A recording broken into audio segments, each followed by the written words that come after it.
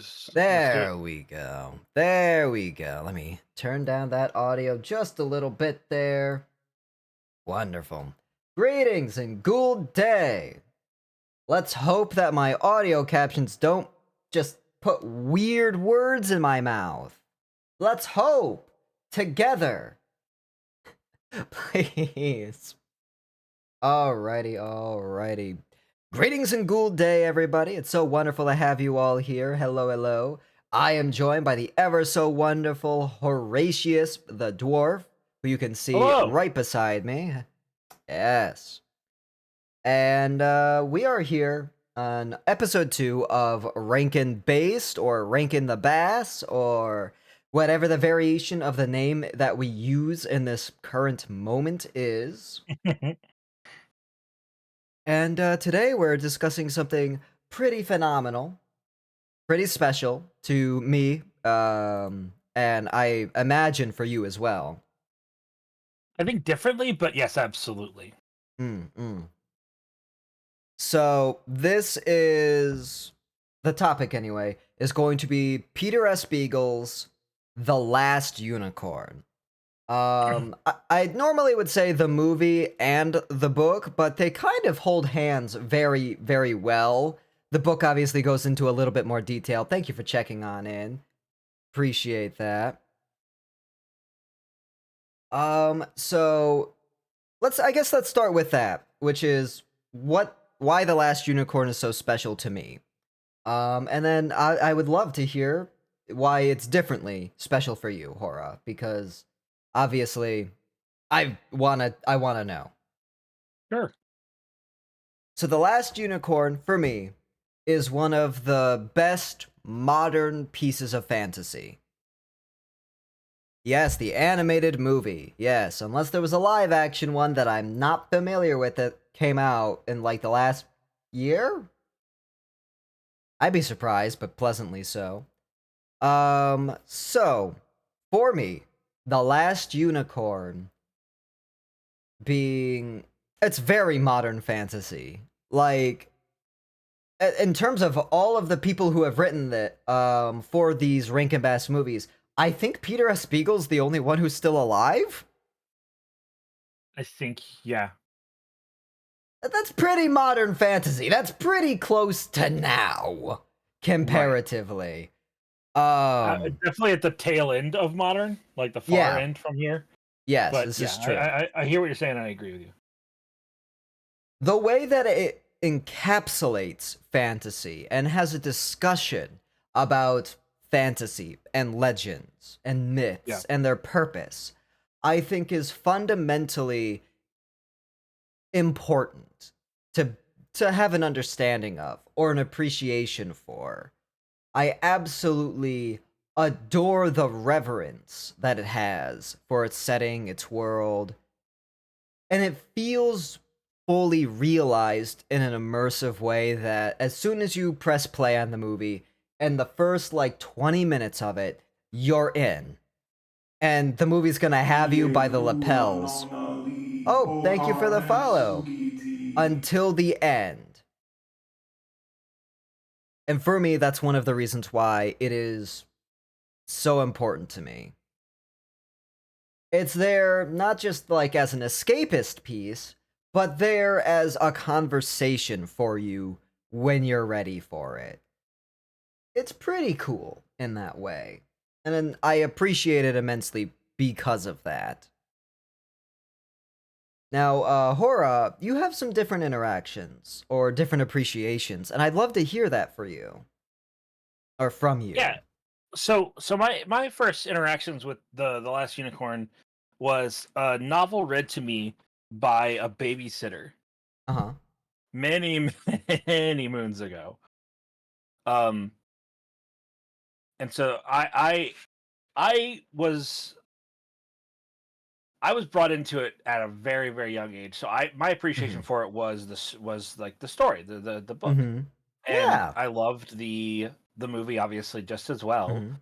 Mhm. Um and The Last Unicorn for me, because I think, all right, Cat, Okay. take my hand. Check, take my hand. We're going back in time. we're going back to Ooh. a less progressive era, we'll say, Uh-huh. where girls had unicorns and the My Little Pony, and boys had GI Joe and Transformers, right? Mhm. Um, and something that always comes to mind when I think about that era is that The Last Unicorn was an important piece of media even in that time where Mhm. it it was like unicorns were considered a very feminine character. They were considered a very like feminine thing to enjoy. And I Mhm. think The Last Unicorn was like, no, this shit is cool as hell. Yeah.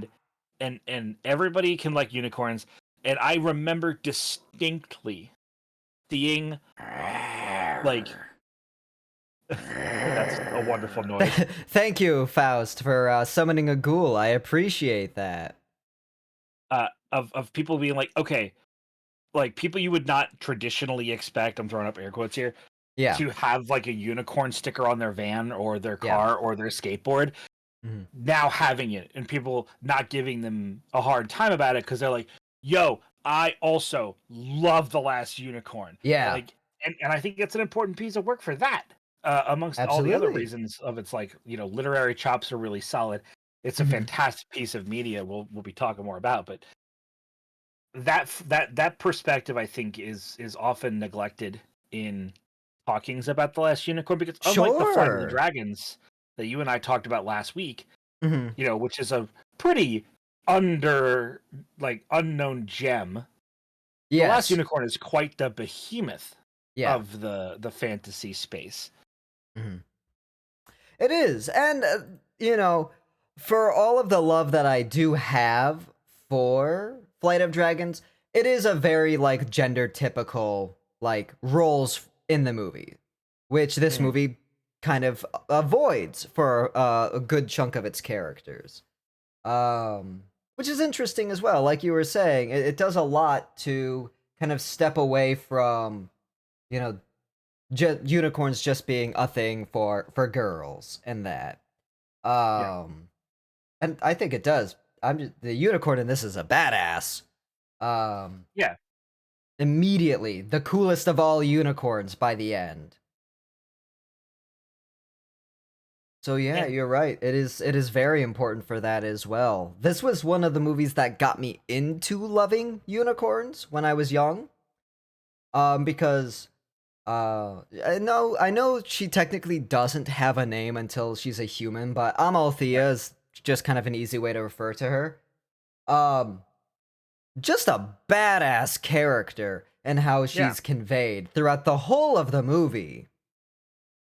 Um, and there's a cool transformation that she goes through by the end, outside of the physical one that she has, that I think right. is an interesting talking point.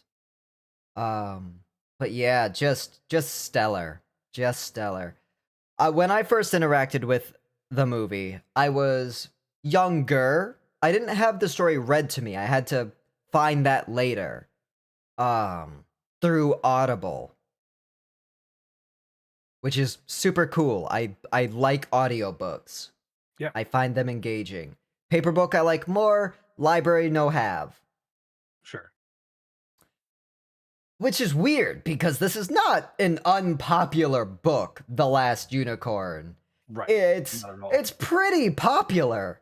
Whereas if when we were talking about The Flight of Dragons, you might find like 5 YouTube videos for it. If you look up The Last Unicorn, you're going to see multi-hour long explorations of what Peter S. Beagle and his work meant to fantasy as a genre and Mhm. dissecting it.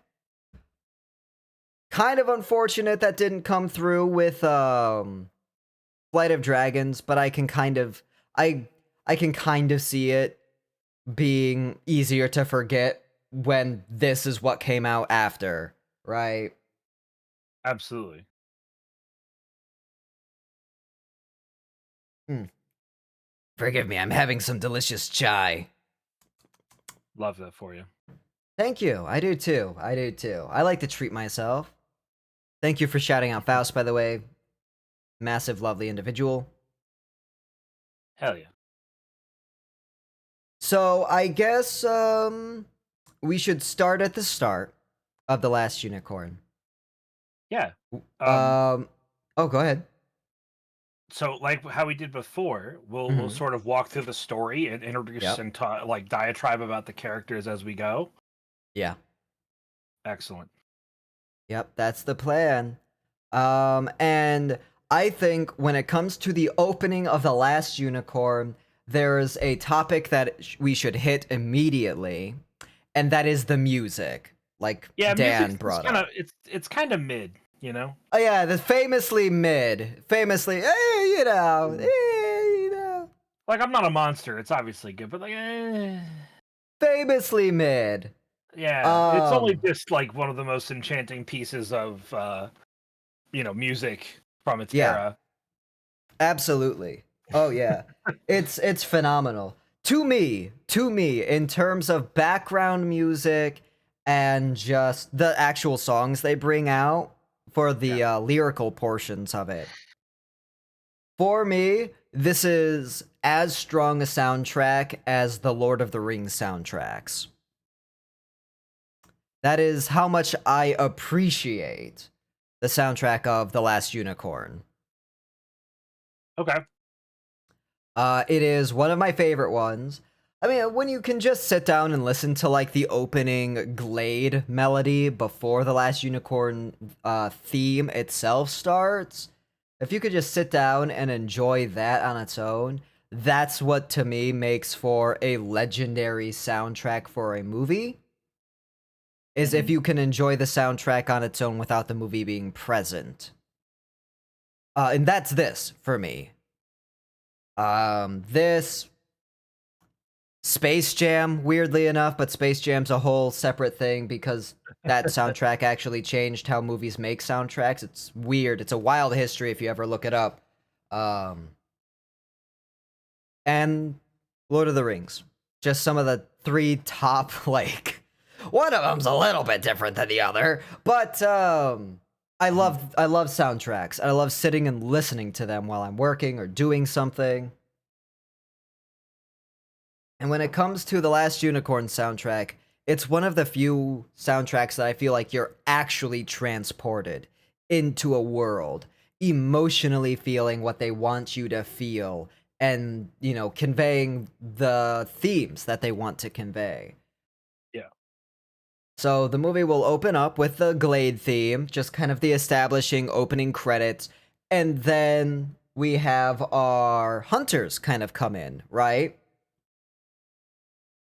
And I think the hunters, as soon as you see these two, you know it's going to be something phenomenal because whereas they were still kind of figuring out their animated style, the Rankin Bass Hmm. in Flight of Dragons, 100%. Yeah. it's the last unicorn where it sets in stone and becomes consistent through the next few movies.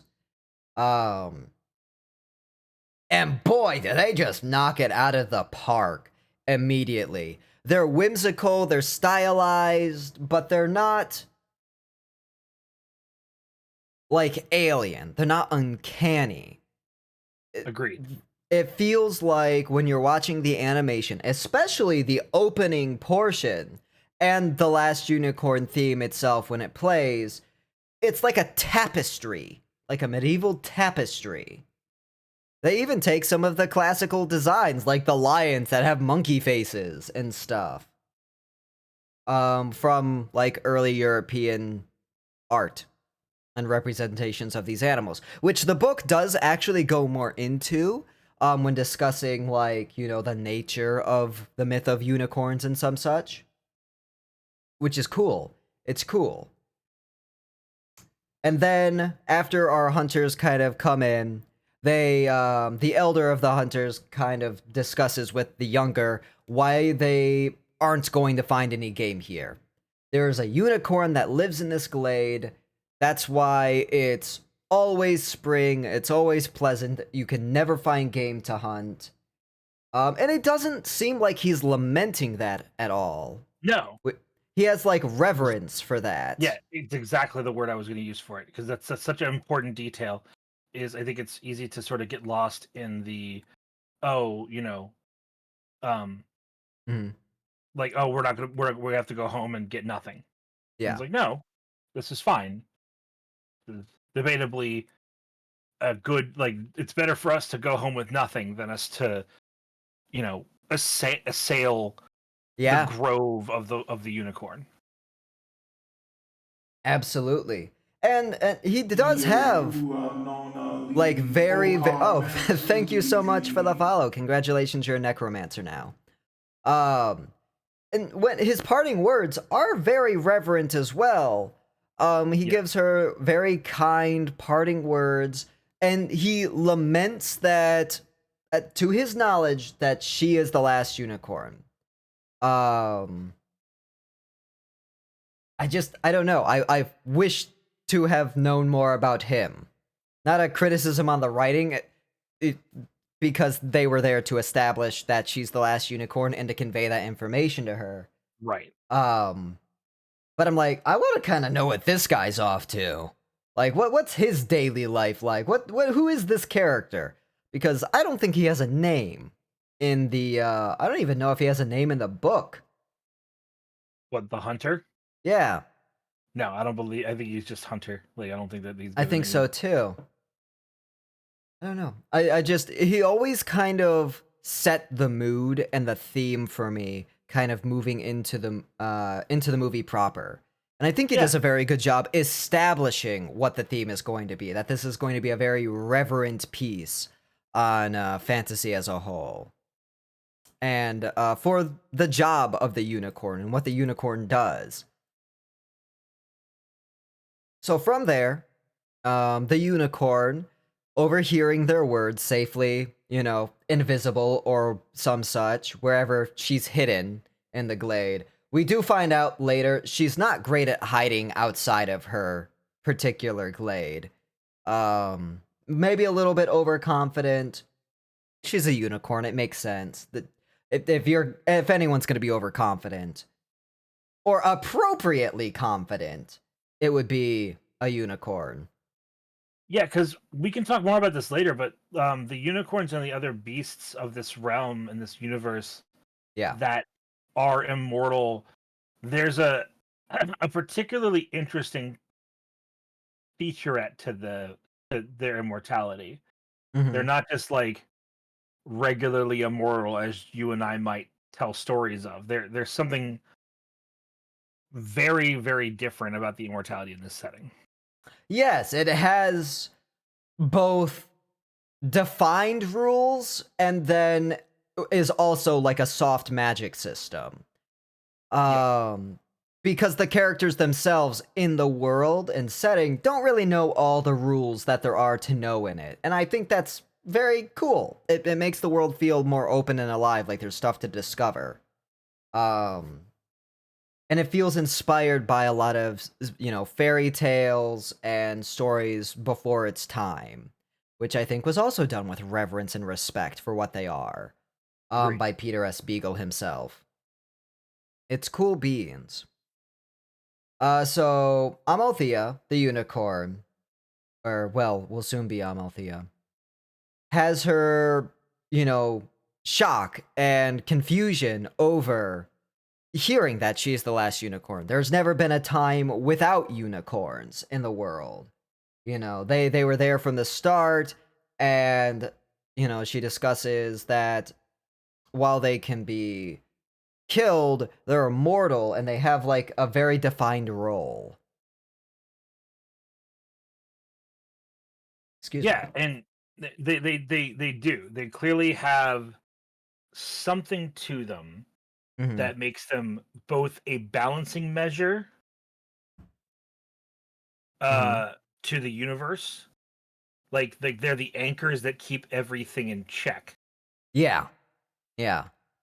And they seem to have a history of interacting with humans to a degree as well. Which we'll discuss, I guess, once we get to the Captain Cully portion.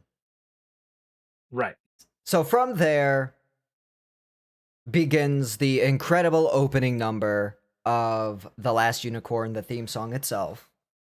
Um, as kind of the setting piece and giving us a little bit more time to contemplate what was said and what was shown in this time. Um, and boy, does it do its job.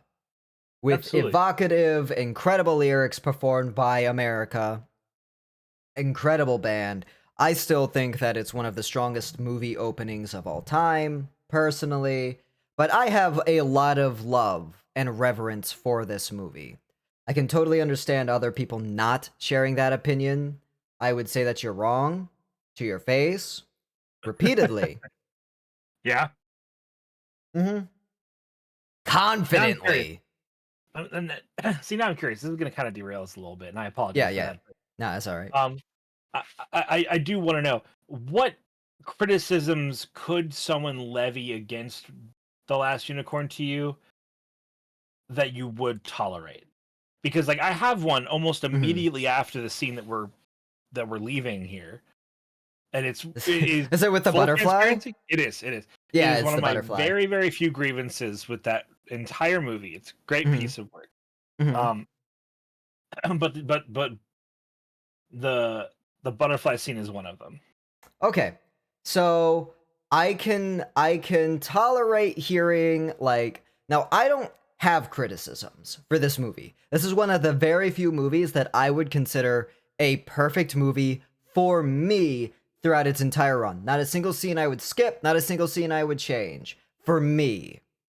I Mhm. will hear people having criticisms for the butterfly, or if people say, like, I think the movie is too short or speeds through the story. It's not a long story, No, I would say is my argument. It's a lot like adapting The Hobbit into a movie. Not a terribly long book. Longer, but I don't think a 9-hour trilogy was needed. Kind of situation for The Hobbit, right? I don't know what you're talking about. Hmm. By the way, this is also, a side tangent thing. Go watch the M4 edit of The Hobbit. It's a like 4-hour movie. It's actually fine. It's It's good. quite good. It takes 9 hours, consolidates. Actually, it's the extended edition, so it's even longer than that. It's like 12. And consolidates it into one 3.5-hour piece. It's actually great. Yeah. That's the only way that I would recommend watching that movie or a series. It's very good. It stays a lot more true to the original vision and is great. Turns out somewhere, if you film hundreds of hours of footage, you can eventually make a good movie. True. Side tangent over. Um, Another criticism that I would be willing to hear is people not being fans of Prince Lear. I'm okay with that. Or more particularly, Prince Lear's songs. I want to touch on it. Okay. I my feelings on Prince Lear. We'll talk about him more when we introduce that character. But Yes. he, to me, Mm-hmm. especially having seen The Flight of the Dragon so recently, he feels like a Sir Orin Neville Smite who is both less competent Uh-huh. and has a shallower arc. Yes. Well, I think that is a fair thing to say. I also think that he is maybe 1/3 of Sir Orin Neville Smite's age. So I think Well, he's yeah, just beginning his hero arc, right? right. And Yeah, yeah, that's yeah. one of the things that's a criticism I'm willing to hear is because what is separated out through like a few chapters of the book, Mhm. it has to be consolidated into basically like 20 to 30 seconds on screen. Yeah. And I'm okay to hear that criticism. I think that they decided his arc was not that important for the movie because he fills an archetypical role, and you could just assume the things that Yep. he's saying to be like true and of his character. Again, while I myself have no issues with the character, I'm willing to hear these criticisms about it because I think it's okay to be critical of this movie. It's one of my favorite movies ever. And I'm, typically pretty critical of things that I really enjoy because Mhm. I like to analyze things. Kind of the point of us being here. Truly. Do you have any other criticisms you'd like to discuss or air before we get to the butterfly scene? No, I say let's get into it. Okay. Whatever other gripes I have, we can touch when we They'll arrive. come up as we go. Yeah, yeah, but they are limited. Okay. Yeah, that's fair. That's fair. So, as the song ends, it'll cut to Amalthea, the unicorn, kind of wondering exactly what to do. And that's when a rover shows up, a roaming butterfly, who I often misremember as being a fairy. He's not, he's just a butterfly. Yep. And butterflies, they're pretty carefree. They flutter about, they sing their songs. They don't really take anything seriously. And sometimes they have fourth wall breaking knowledge about music and references that don't exist for hundreds or maybe thousands of years from when this takes place. Yeah, yeah, yeah. That's really Whereas there's kind of an explanation in Flight of the Dragons for old Susanna and different songs appearing right. through the isekai plot line that follows. Yeah. I just take it as the butterfly is just like a external force of nature. He comes on knowing things that nothing would know. He's your Tom Bombadil of this story. It's a great way to put it because that's absolutely what it is. And excuse me, I was taking a drink. Unbelievable. And as the Tom Bombadil of this plot, he kind of shifts the tone immediately Yes. into more like this is for little kids territory. And I Well, think that's fine. I'm actually going to rebuke that a little bit. I think that Okay. you get the interluding song, you Mm-hmm. get this the whimsy and the wonder, the Yeah. majesty of the unicorn, and then the hunters come in and they're like, "You're the last one I heard, but this is a magical place to be protected and revered." And so you the setup, the thesis statement is already given to you as a viewer, and that is this is a story about this Mm-hmm. being the last unicorn and what this unicorn is going to do with that information and what Mm-hmm. journey they may go under Mm-hmm. uh, because of that realization, that revelation. Sure. Um, and then the butterfly comes in, and it feels like that character and how discombobulated their speech is Mm-hmm. and their candor.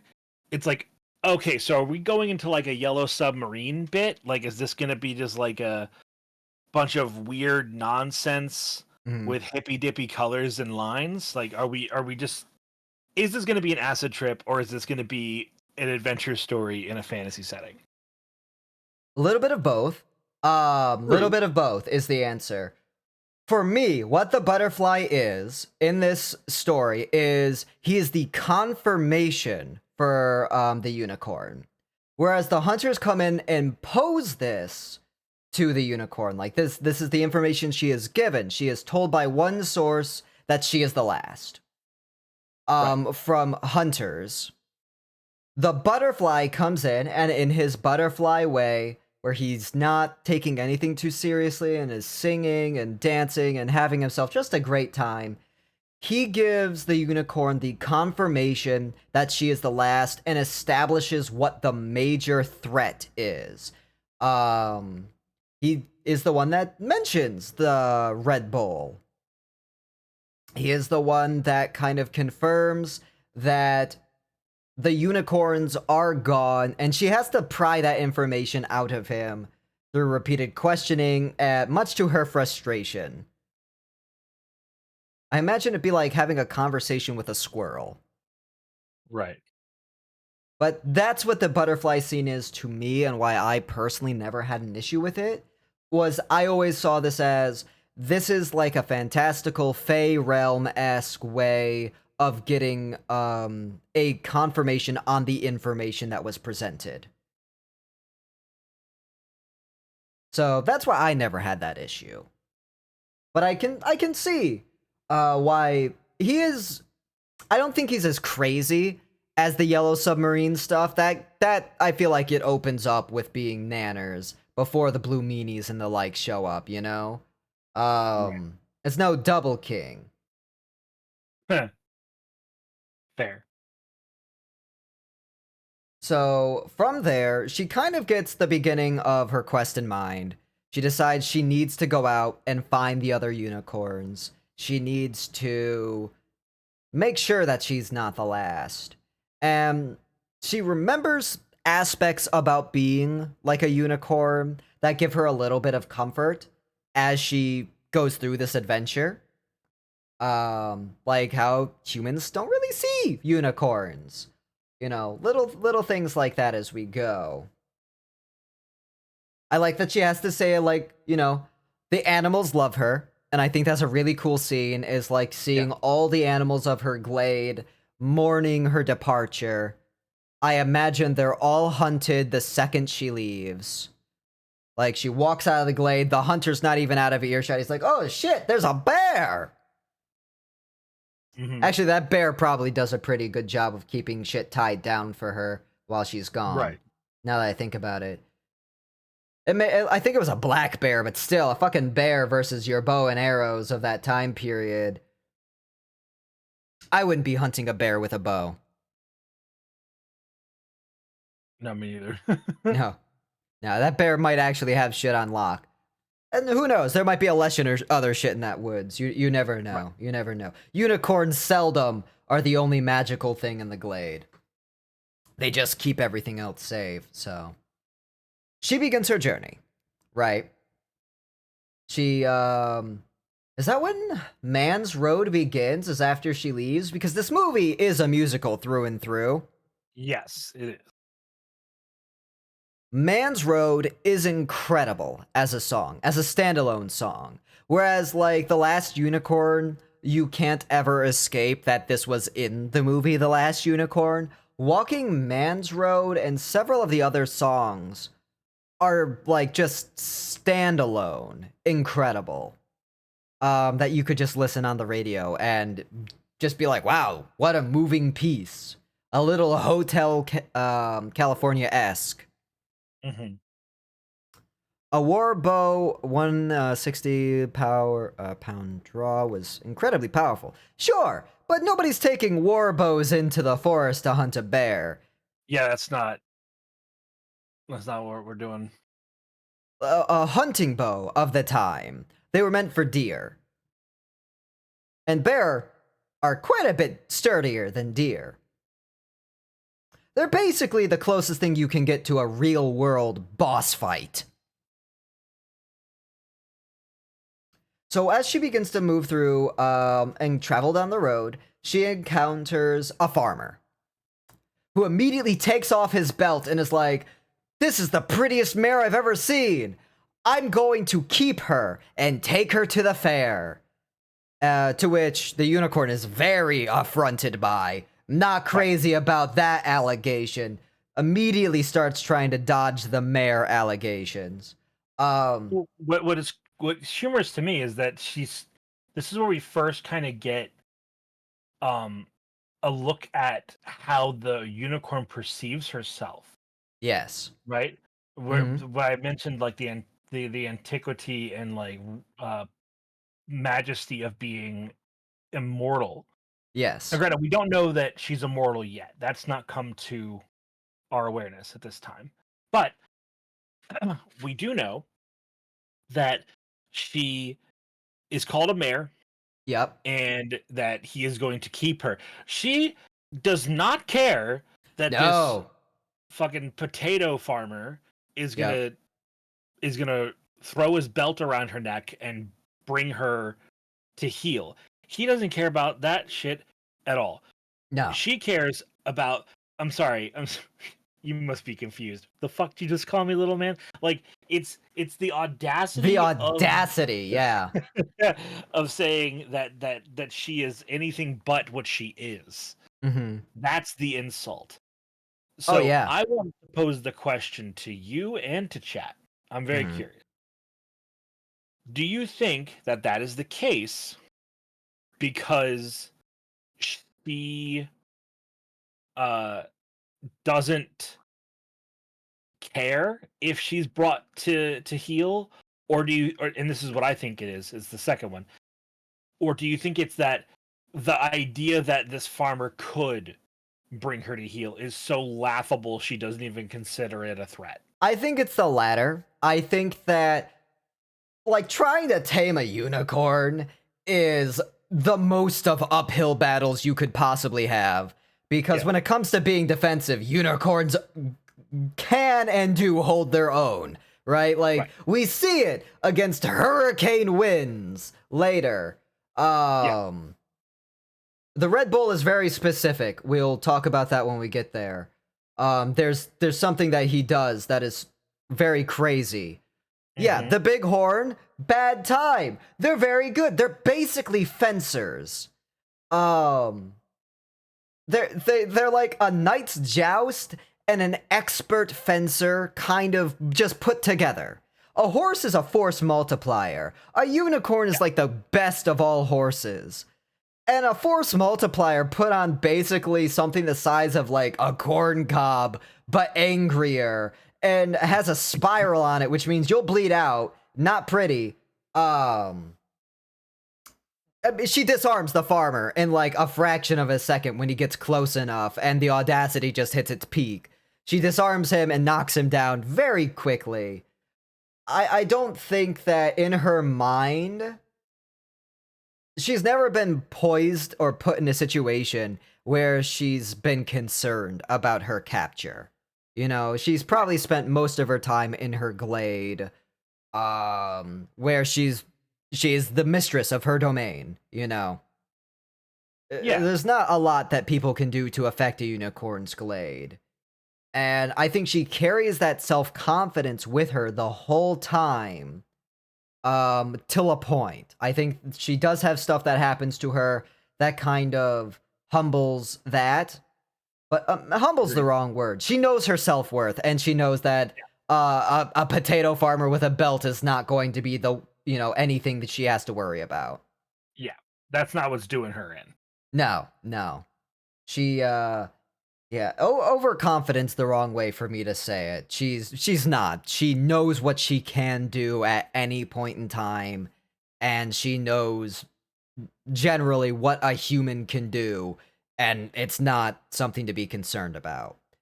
To the point that after she knocks this farmer over, which he sees her, you actually get a first glimpse of what humans look like look at a unicorn and see in this Yeah. scene. She still has a lion tail. I'd be a little confused about that because, to my knowledge, horse tails are kind of short and wimpy, and they just have like a lot of hair at the end for like whipping flies and shit, right? It depends on, like, there are some horses that have longer tails, but the point being that that would be to an educated person, which granted a random potato farmer in the middle of nowhere is probably not. You know, he sees something that looks It's 95% like a probably horse used to and writes the mules. other 5% off. Yeah. Yeah, yeah, that as well. And that is a very good point, actually, to bring up, is the writing off of things, because that is an established theme in this movie, that we'll kind of discuss very shortly, actually. Yeah. Um, you're right, actually. It is probably didn't even really consider the lion tail that she has. Just like, it's a very pretty horse. Yeah. And to be fair, when you do look at her without the horn and everything, she is still just a gorgeous animal. And that's something that's never gonna change in the eyes of anyone who sees her. Right. And it's a pretty fair, like, that's an important part of her character, is that she is like this resplendent thing to look upon. It moves people to see a Yeah. unicorn. I may be misremembering. I could be just putting this in there as a stand-in for myself. But Mhm. like when normal people witness her, Yeah, they weep. They're this is true. like it's overwhelming Mhm. to behold a unicorn. Very much so. Yeah. You remember that correctly. It's something they established several times throughout the movie. Um, Anyone who sees a unicorn generally is just overcome with emotion at how beautiful and how pure they are. It's like this thing that they radiate is this Yeah. natural beauty of the world. Which is also they establish very truly in the beginning in her glade as well. Her glade is gorgeous. It is a beautiful scene. If you ever look up like the last unicorn anything, you'll probably see some shots of her glade or her in her glade because it is a very moving and naturally beautiful thing.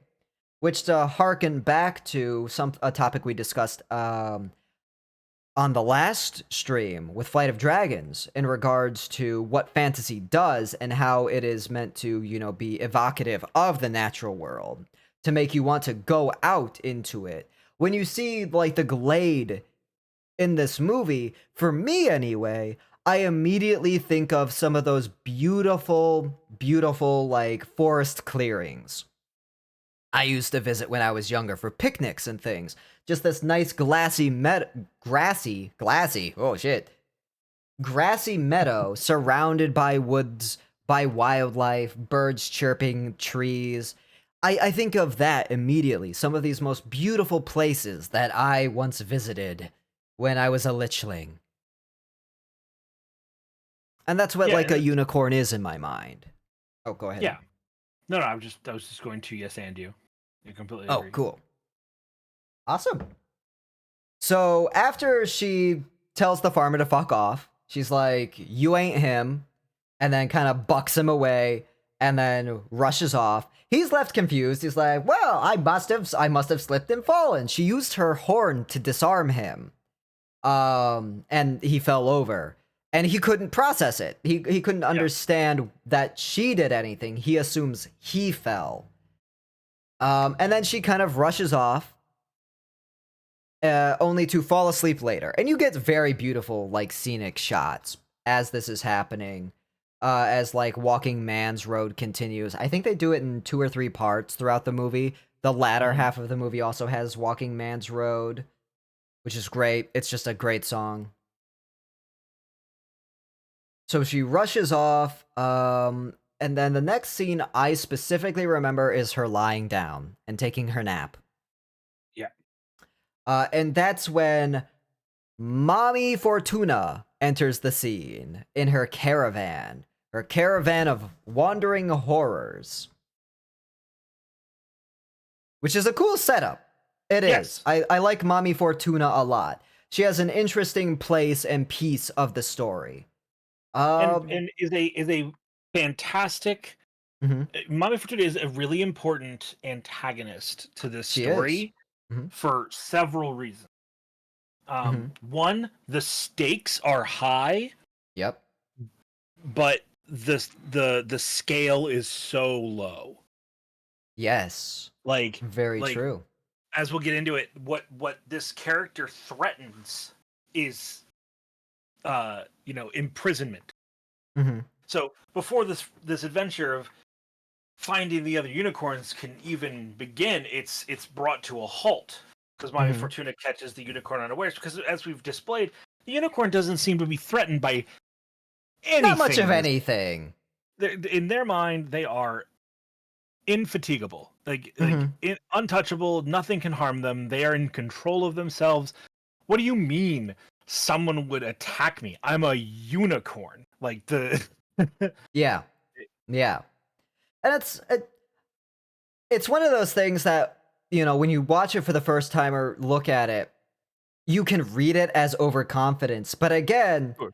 for the way that I always looked at it is she spent a lot of time in her own domain. And when she's awake, frankly, I don't think humans could do anything to like rally or rouse her. Yeah, But she's not. Mommy Fortuna comes along and sees that she is asleep.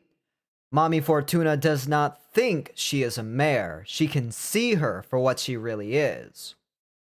and that shows us that's the trick. It's not that or maybe it is, but it's not necessarily that Mhm. the potato farmer is so simple-minded that he can't, you know, consider the prospect of a unicorn existing.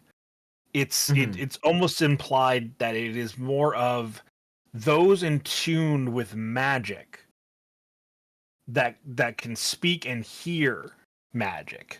Mhm. They can see mythical creatures for what they truly are. It's true. And I also think they have an interesting through line that they introduce in Mommy Fortuna's scenes in regards to wanting to believe in magic versus believing in magic and Right. what that opens you up for. Yeah, Um, precisely. so when Mommy Fortuna comes along and sees a sleeping unicorn, shocked, but like pleasantly so, and immediately Yeah. calls her son? Is he her son? No, Is he it's just a henchman? just henchmen, I believe. Probably just a goon. Just a Yeah. goober. Um, calls over her grunt and asks him what he sees. And he's like, "Oh, it's just a mare. A pretty mare, but a mare is all that he sees." Then she calls over best boy, Schmendrick. Yeah. I cannot believe my captions put Schmendrick's name correctly. That's I'm fucking incredible. jazzed. I love that. That's so cool. um, Um, oh, go ahead. so I gotta talk about Schmendrick. Yeah, do it. So Schmendrick the magician Mm-hmm. becomes the first. We'll get to how that happens, but he is the first ally Mm-hmm. to the unicorn, and will remain as such for the rest of the story. Yeah. And how the story between the two of them ends is really important, and I want to talk about it when we get there. Yeah. Um, but I don't want to spoil. Mm-hmm. So I love, excuse me, I love Schmendrick. Yeah. I enjoy Schmendrick so much as a character Oh yeah. that I made a Dungeons and Dragons character based off of Schmendrick, and he was a abjurous wizard Mm-hmm. who so in fifth in sorry in 3.5 Dungeons and Yep. Dragons, you can choose to specialize in a school of magic. Mm-hmm. If you do so, you have to forsake two other schools of magic, and you can never cast or prepare those spells. Mm-hmm. And so to be the best abjurist or defensive spellcaster with like wards and protections and such, I took that, and then as a fun challenge, I forsook evocation magic, which for the uninitiated Very is your powerful. is your attack spells. Mm-hmm. Straightforward. About 90% or more of every spell that deals damage or directly targets and attacks an opponent in D&D 3.5 is an evocation spell. The rest are like necromancy and stuff. Um, but Great school. it's a great school of magic. Every wizard likes it. But I said for funsies, Mm-hmm. Schmendrick is not an offensive caster. He never No, throws not a at all. fireball. That's not his kind of magic. Mm-hmm. So I made him an author who had a wagon filled with copies of a book that he wrote called The Last Unicorn. Very cool. And he warded all of the books with spells. And if he ever felt threatened, he would say, please, please, please, please, please, don't attack me. Just read my book for a few minutes and you'll want to spare me. And if anybody ever opened one of the books and started to read it, like warding runes would explode and kill them or whatever, or it would paralyze them really. But he used his copies of The Last Unicorn as a weapon. I thought that was very That is silly. very funny. I had a necromancer like that who had a bag full of rats. That's Sometimes amazing. you just need to weaponize undead rats. Sure. I love when spellcasters have that, by the way. Just Yeah. like a gimmick item that they kind of build around. I think it makes it way more interesting, way more fun, and less likely to kill your entire party than an errant fireball. Yeah. But Because I but don't. Schmendrick. Whew. Go ahead. No, you're alright. I was just gonna lament fireballs being the downfall of many a party. That's very true. Um, So Schmendrick is a magician, and Yep. as over the course of the story, we learn some things about Schmendrick and the magic of this setting. Mm-hmm. That magic is a very much like it is nature. It is whimsy in manifest. It Mm-hmm. is so much more than just, oh, here's a fireball. I called upon the spirits of fire to summon flame to my hand and I threw it, right? Yeah. It's almost like you're whenever you summon magic in this setting, you're courting the concept of magic. The incantations are less of an invocation of its power and more of a pleasant whispering in its ear to A placate your request. needs. Yes. Yeah. And you Um, actually see a bit of a dichotomy with how magic is used in this as well True. between the differing spellcasters. Yes. Yeah. And so Schmendrick wants to be a great, powerful magician. Yep. Is wearing a ragged, patched robe. Mm-hmm. Is a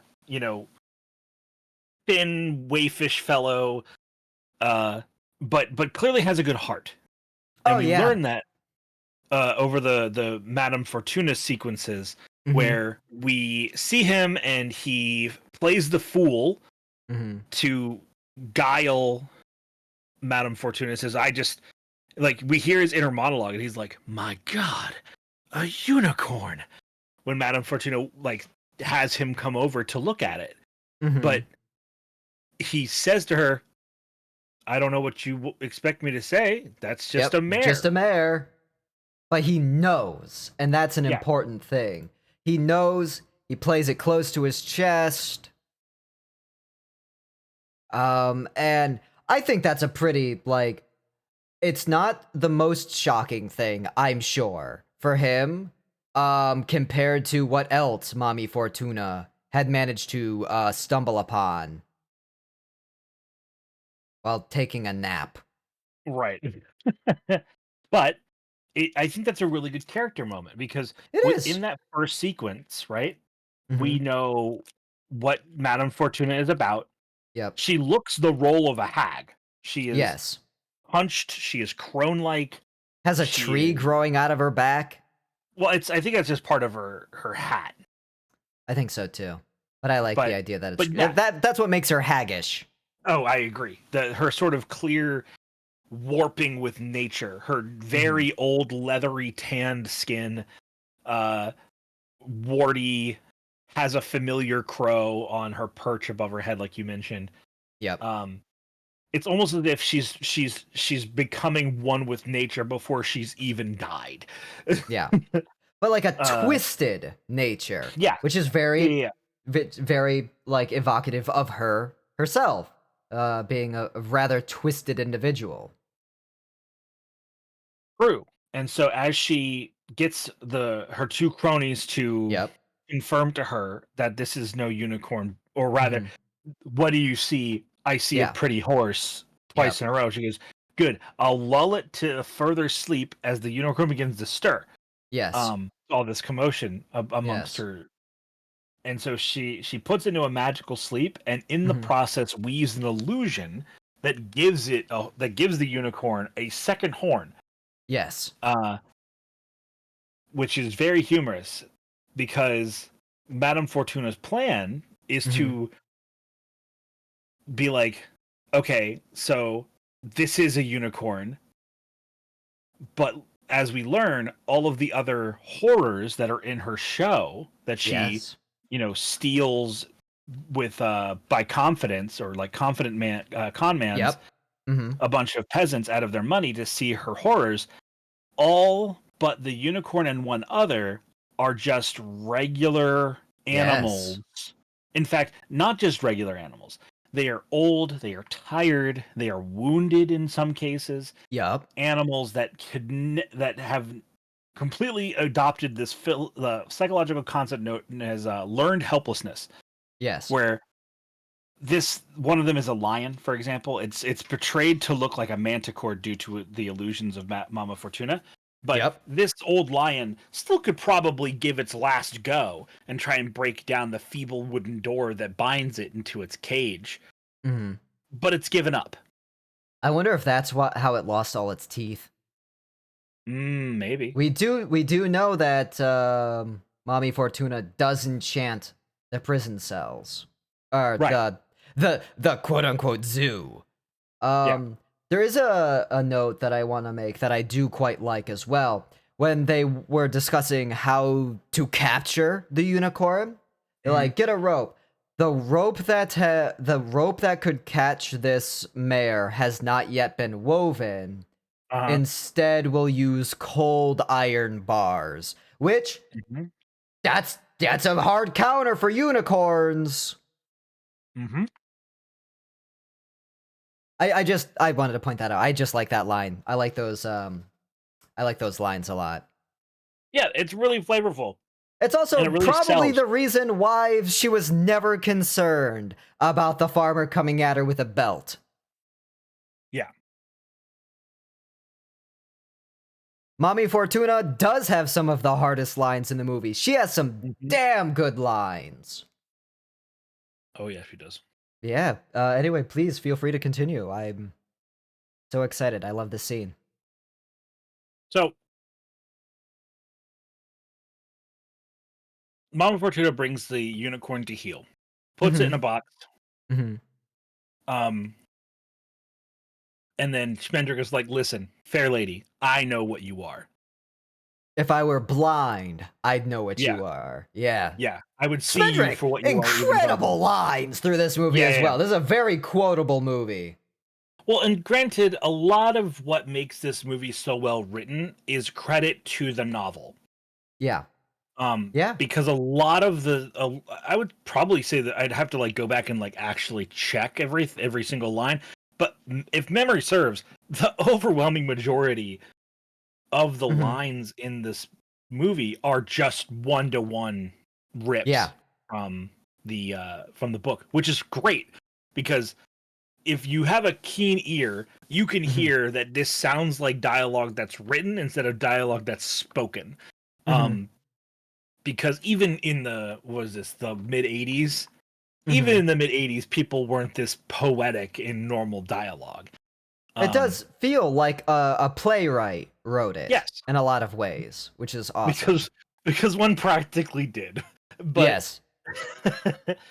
but that's not to discredit it. If anything, it embolds how wonderful it is, right? Yeah. I mean, Um, Peter S. Beagle is the reason that the movie got made, right? He was yeah. very, very specific about how he wanted the movie to be made, Mhm. which is why it took so long for him to make it. I think he took some of the best elements from his book, Yep. and that was the dialogue. The dialogue in the book is incredible.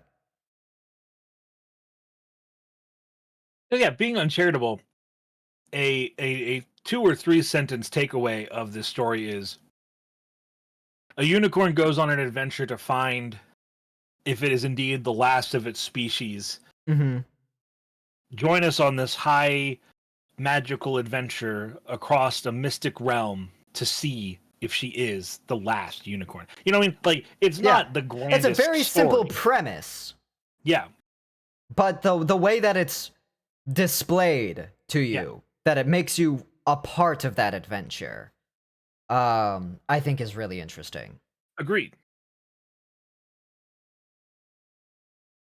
So Spinnick says, "Listen, fair maid, fair lady, I will save you. Have Mhm. faith in Schmendrick." Schmendrick is with you. Yeah, Schmendrick is with you, is how he says I want that as a shirt. it. Schmendrick is with you. Uh, so he fucks off to like fulfill his role. Yep. Um, so he we see Madame Fortuna's little con in full swing. Hmm. The hunchbacked henchman takes people around the zoo, shows the Hypes different up the horrors. animals. Yeah, and one by one, we see this through the unicorn's perspective, where she's like, "That's no manticore at all. It is but an old toothless lion. Yep. That is no That is no worm, no linged worm or whatever it is. Midgard That is serpent. Midgard serpent. Thank you. Yeah, That is no that's okay. Midgard serpent. It is but a old tired python. I forget. That's no that they're writing off that bum There's no ankled monkey satyr. as a satyr. Yeah, That's a hurt monkey. That is yeah. a hurt, dusty monkey. And what I love there is we see all of these things, both first as how the unicorn sees them, and then she lets the illusion show itself, showing that the You see unicorn's him in from control. the audience perspective, right? Like, that's crazy. Yeah. I liked when the audience got to her, though. And she does. There is another one. But they kind of save her until Schmendrick comes back to discuss things. Yes, I've been leaving that up for you to open the door on. So the audience, when they come to her, is like, I think that's a highlight of the movie for me. Because everyone, even though she has an illusionary horn right below her normal horn, right? You see that she still has an effect on people. Yeah, there's a woman in the crowd that the camera holds on, and she literally begins to weep. Yes. In the beauty of her. Yeah, not out of fear, not of malice or anything, just out of just seeing something so beautiful that brings her to tears. And that's very different for the carnival itself, because you know, the henchman is going around talking about how terrifying all of these creatures are, and like the dragon, he speaks 12 languages badly. Watch out. Yeah. I don't remember what the dragon was. I think the dragon was like rope. It was something weird. I forget what the dragon was. But all of the creatures are hyped up to be these terrifying creatures. And I think that's part of the illusion, is that the henchman is... I've forgotten his name. If you know it, please tell me. I'm not even kidding. I've looked it up. And it's not listed. I can't find it. That's how important he is to the overall plot of the movie. But when he's discussing, he's telling people what to see. Yeah. And I think that it's their minds are filling in the blanks on a lot of it. But, and this is my own personal headcanon on it, but I think for the maiden who sees the unicorn and cries, I do feel like she can at least, she notices some of that magic that's there to openly weep. Now, maybe she just sees the horn and is just moved purely by that. But I think that she, in that moment, gets a little bit of that majesty that the unicorn is still able to give. Yeah. Even though she is, you know, hidden before the eyes of so many in plain sight. Schmendrick comes back. He's like, yo, Schmendrick is still with you. Don't worry about the rest of these animals. They, you know, everyone else, you know, they don't see them the way that you see them. They're all illusions because, you know, the unicorn points out that all of these things are illusions. Save for one. The harpy, who's just chilling out. Yeah. Very not cool about what's happened here. Very irritated about all of this. But stuck in iron. The tri-titty harpy. Titties are a reoccurring theme in this movie. They do come up. Oh, yeah. Sometimes with a conifer, which is cool. You know, I'm just saying there's a good through line. Sure. But the harpy is just like malice incarnate. Two sides of the same magic. Right? Yeah. And Schmendrick is terrified as well. The unicorn realizes immediately what this is. Mommy Fortuna's death is in that cage. The Harpy has a name. She has a role, and I think they even mentioned she has sisters, but I do not remember her name.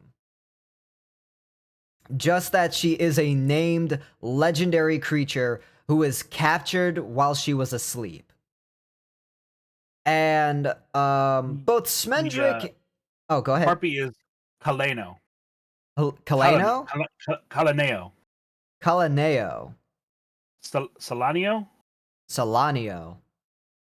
Oh, it's one of the Paladades. Hold on, let me get the pronunciation for this. Like the star constellation? Yes. Yeah. The Pallades or Paladades? Yeah, the Pallades. I don't know which one it is. Whatever one my captions grab and say is correct. Pallades. That's Pilates.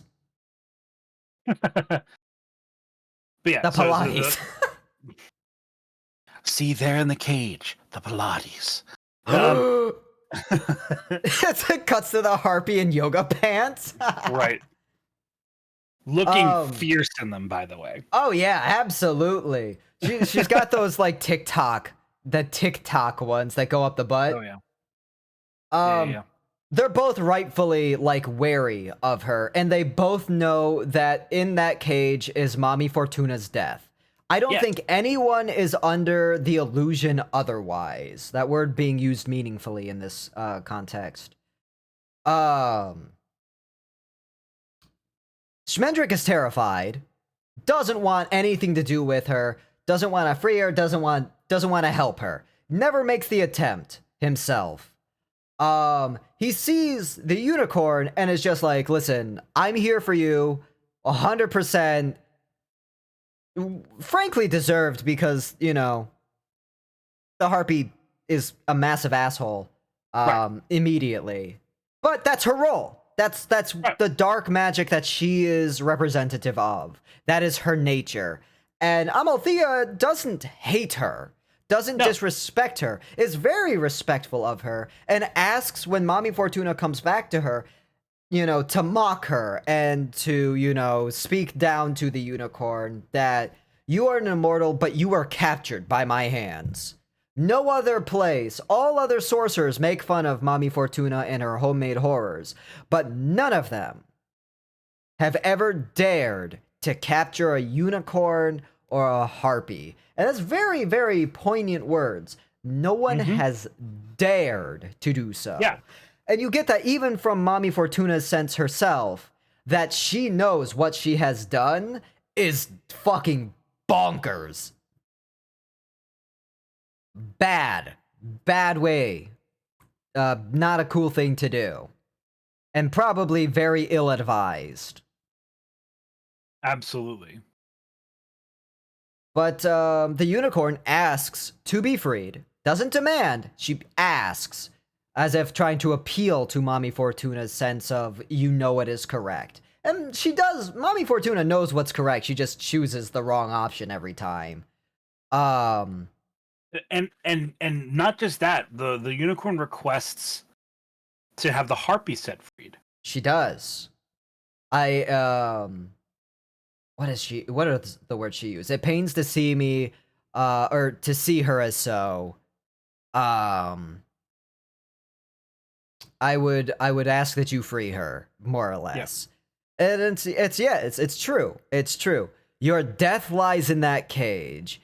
Ah, I know, but I have caged her. Thus I have ceased my immortality. No one will ever capture her again. And it's true. That's her view on it. That's her view on capturing these two creatures, is that's how she got her immortality. Is no matter what happens to her, she knows that harpy will eventually break out and kill her. Yes. But that harpy will always remember that she was captured. And no one else had put... Oh, go ahead. No, finish your thought. No one else had put bindings on these creatures. No one else had done these things. No one else had dared to. But Mommy Fortuna did. She used her magic, she used her illusions, and she used cold iron to do so. And this is an interesting point to talk about Mommy Fortuna and her magic as well. She has a different type of magic than Yes. what is being shown from what we see later. We know there's other sorcerers, other magicians in the world. And how they use their magic is different than Schmendrick, who uses his magic mode defensively and then eventually guidedly by magic itself. Mommy Fortuna is commanding magic. Yes. It's not a conversation, it's not a request. She is demanding that it's doing what she wills. And that seems to be the way that all other magicians are utilizing their magic. But that's not what works for Schmendrick. And you're right, Sour. And it never does. It never does. They're immortals and will carry that memory of the witch forever. Her immortality is achieved in their memory and story. And that's true. That seems more or less her goal. She's enamored with this sense of the immortality that these creatures have.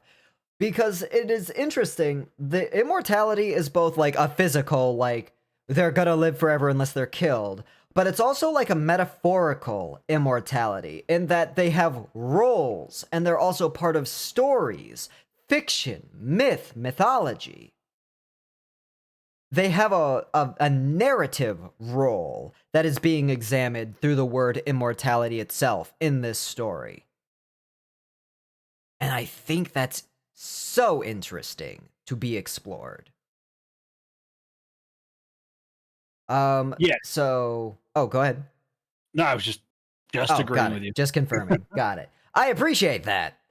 So after Mommy Fortuna bumbles off, doing her thing, her greatness is achieved in that sense, I think.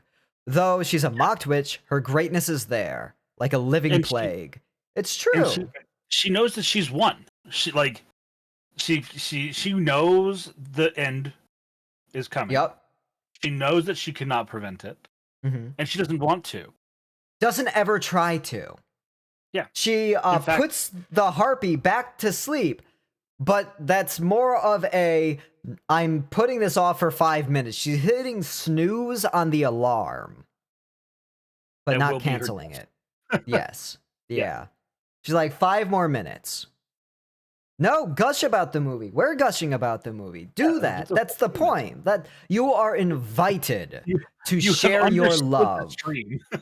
Yes. You've understood the objective, Sour. Gush, share your love. That's what we're here to do. This isn't as much a review in terms of like, you know, a critique or discussing. I'm sharing the narrative because of how much I love this movie, how much it means to me. I love it when people can share the passion that they have, because this movie is nothing but passion. For me, for my eyes. When I see it, it is just passion laid bare. And I love that. So with how do I want to say this? With that moment, sort of we get what Mama Fortuna's role in this story is in full. Mm-hmm. And she's like, whatever, I'm in control, fuck the lot of you. I'm gonna carry on. Eat my ass. Yeah. And what is our resolution? But in the night, yep. Schmendrick comes back to the unicorn's resting place in the cage and says, yes, you know, you are in, you know, I am here, I am at your side, as I've told you. Oh, thank you for the follow. You're a necromancer now. Congratulations. Yay. Schmendrick is with you. Yes, thank you. Schmendrick is with you, and he is like, listen, I got you, Bay. We're gonna get out of here. Mm-hmm. And he's like, you are fortunate, my lady, for you have in your service a magician. And he tries to magic her out of the cage. Yes. He tries a couple of different spells. Yep. And he is really trying to emulate the way he has seen other people do magic. Yes. He calls upon and incants magic, the way other magicians and wizards would. He tries to command and demand like Mama Fortuna does, and it doesn't work. Mhm. In fact, he gets hurt in the process. Yep. He and almost squishes the unicorn. Yes, but she supports him, and he Yeah. keeps saying like, "Try again. No, you can do this. I Mhm. need you to do this. You can do this." Yes. Uh, There's real magic in his words. You know, mhm. he's not just doing illusions. He almost teleports her to the glade. Yeah, You know, you see her in her glade for a moment surrounded by the animals. yeah, It's like a and for a blink moment, if that's you almost enough. and you can miss it. And yeah, Yeah, almost succeeds, but not quite. and so then uh he gives up, and I love this line of his. It might be one of my favorite Mhm. lines of Strandrick's, Mhm. where he goes, "Well, if a magician I am not, then at the very least, a second rate pickpocket will be what saves you," or something to Yeah. that effect. Yeah, you He deserve a master magician, but you'll have to do with a second-rate pickpocket. Yeah, and then he produces the key ring that he stole from the henchman and Just unlocks wanted your to he gate. just wanted to try and flex and show that Yeah, he was a magician. yeah, he wanted to see if he could do it the way he knew that he wanted to do it, but he Yes. failed. And then we go, Yep. well, we're Plan B. Yeah, We got Plan whatever. B. Plan B. Yeah, it was a very effective plan B. He gets True. mocked by the lock. Which Yes. is funny. In Mama Fortuna's voice echoes that like mocks his shitty Yeah. magic, Yep. and then Some he opens magician it. you are. Rah, ha ha ha ha. It's He's like, like, shut up. shut it, and Shut take up. this key. Ugh. Um, With this key I and in that smite moment, you thee. think, and in this moment, as an audience member, you're like, oh shit, Madame Fortuna is aware of all of her locks. She's gonna come in. Nope, not in the They're slightest. just It's just mean. it's just a rude key.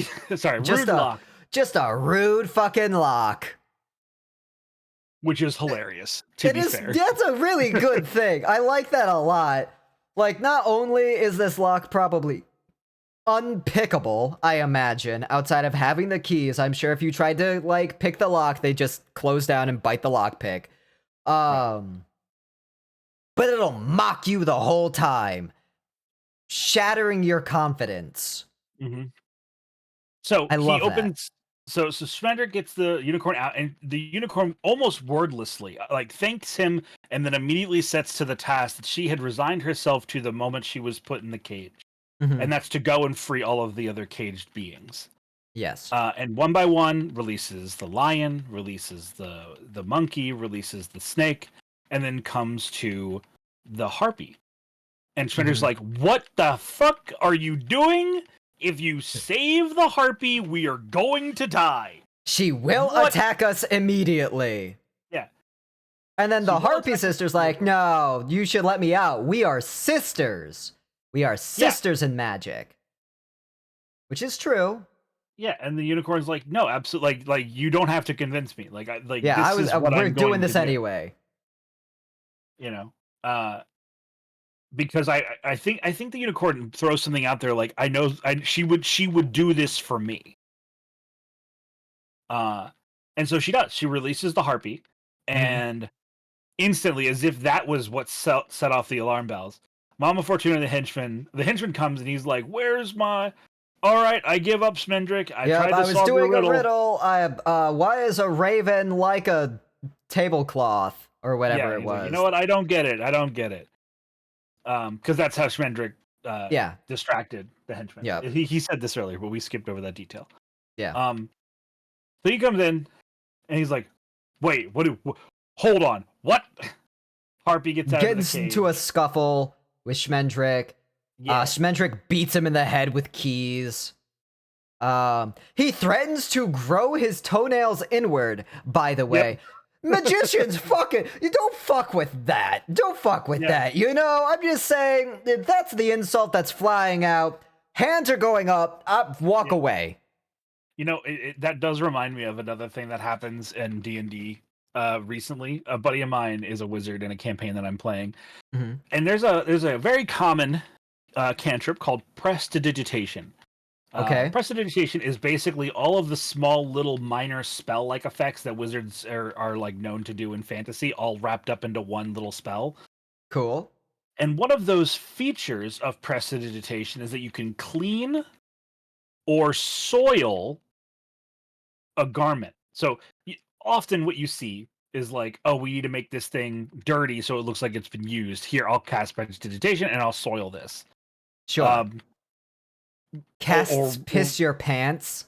literally, yes, where he has on multiple occasions threatened to make people look like they've shit themselves, and has at least one time done exactly that, where some thug was trying to be a bad motherfucker, and he's like, "I cast prestidigitation, I soil that man's pants," and then I all of love the that. other thugs around him thought that their friend did soil himself, and then they laughed at him and walked away. So like basically disarmed an entire social encounter, could have been a combat, by making a dude look like he pooped himself, and I think that's hilarious.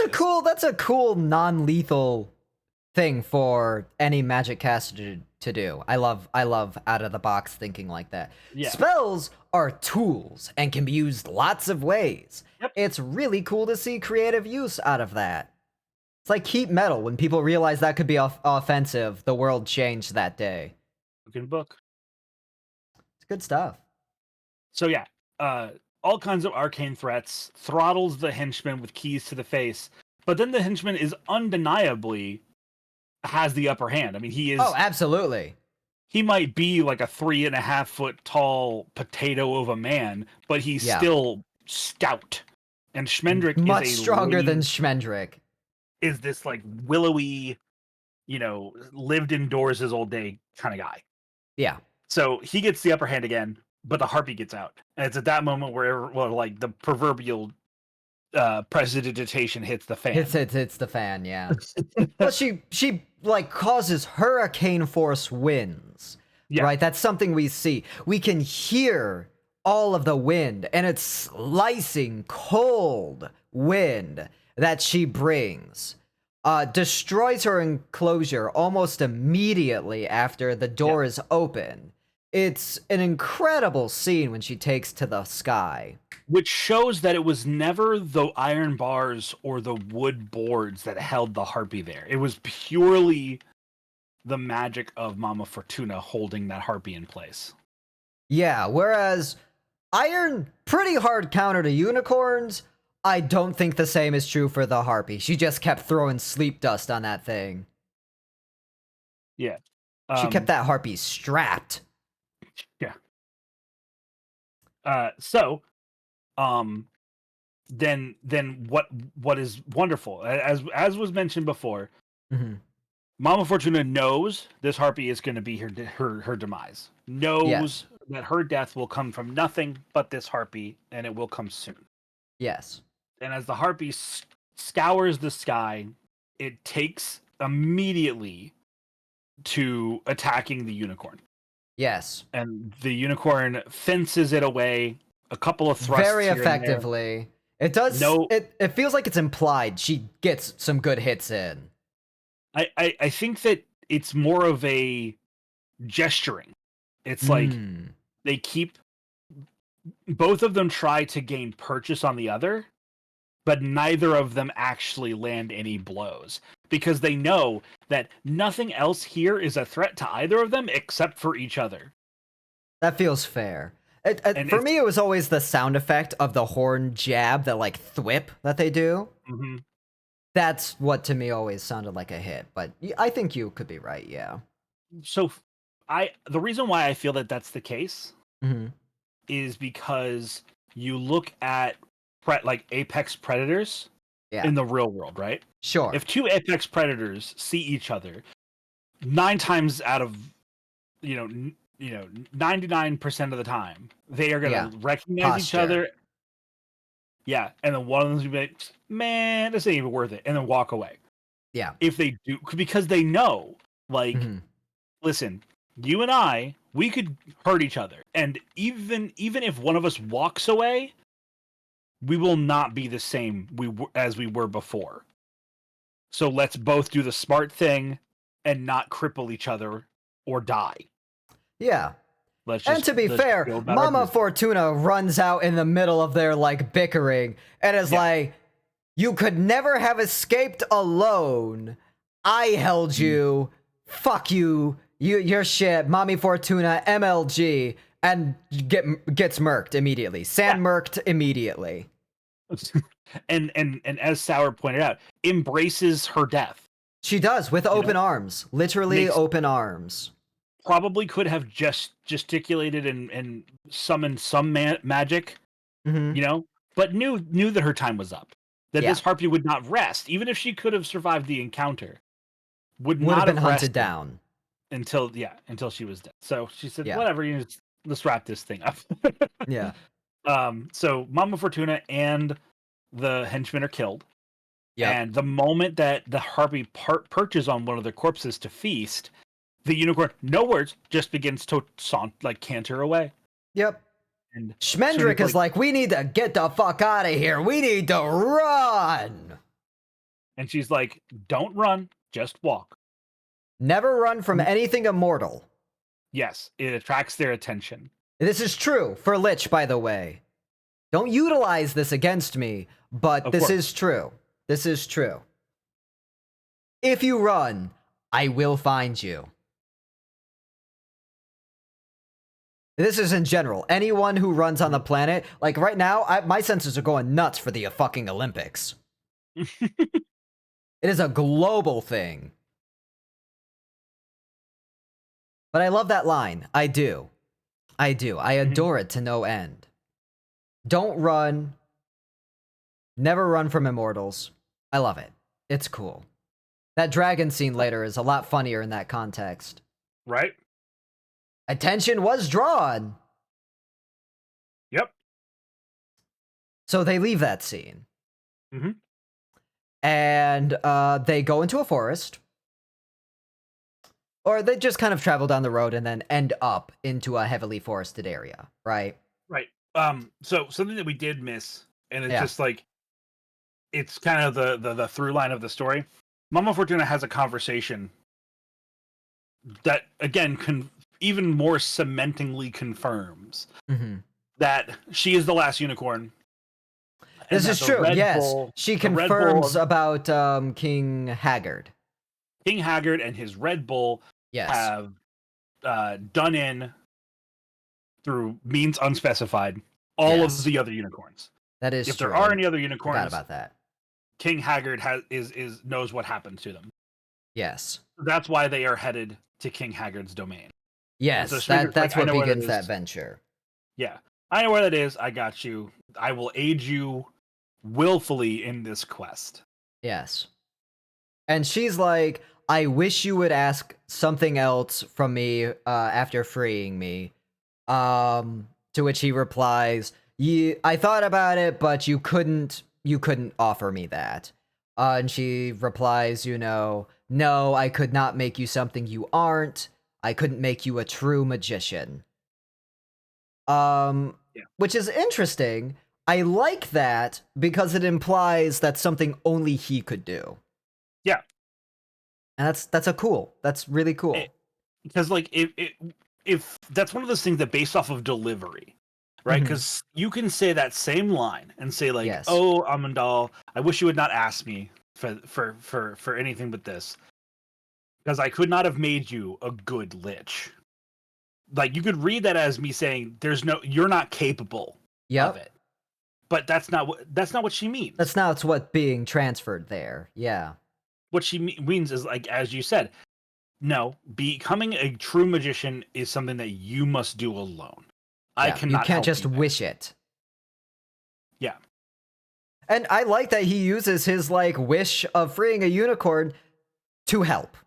He wants to help her. Schmendrick's a really cool dude. All heart. He cares so much about the world. He's like a Carolinus. Boy howdy. I think that's why his spells don't work. Yeah. He doesn't finish them with Kala. He does not. He ignores the Kala, the head Kala. Something the movie doesn't cover is Schmendrick is actually eternally young. That's true. He's nascent, right?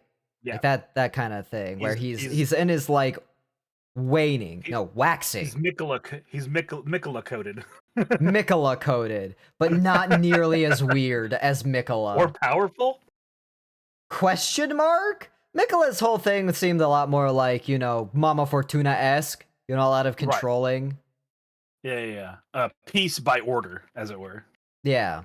Yeah. Anyway, not to get too distracted. Sorry. That's fine. That's tomorrow. We're playing Elden Ring. Hell yeah. So, Great with all of this, discussions. oh yeah, absolutely. With all of this, Mhm. does the tree happen before or after? The tree happens The after the forest okay, because that's the Captain Cully stuff. yeah, but that's what happens next, right? Yep. Yeah. This So is the following. yeah. So after Mama Fortuna after that encounter is resolved, they're in the woods, Yep. and Schmendrick detects that they are being followed. There's horsemen behind them, and Yes. so they peel off the road to hide and not be Hmm. detected because She hides he in a bush. expects. Yep, and he climbs up into a tree.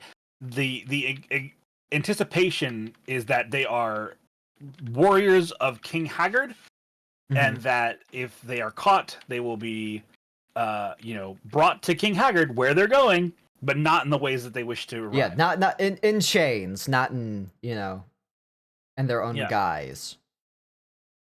So they hide, and I have an interesting suggestion here because my boy is detected. My boy Schmendrick is Yeah.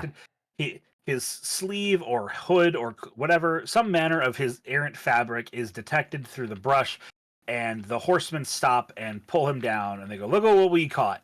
I Yes. posit that he got caught on purpose. I think so too. He has a role to play in this following scene.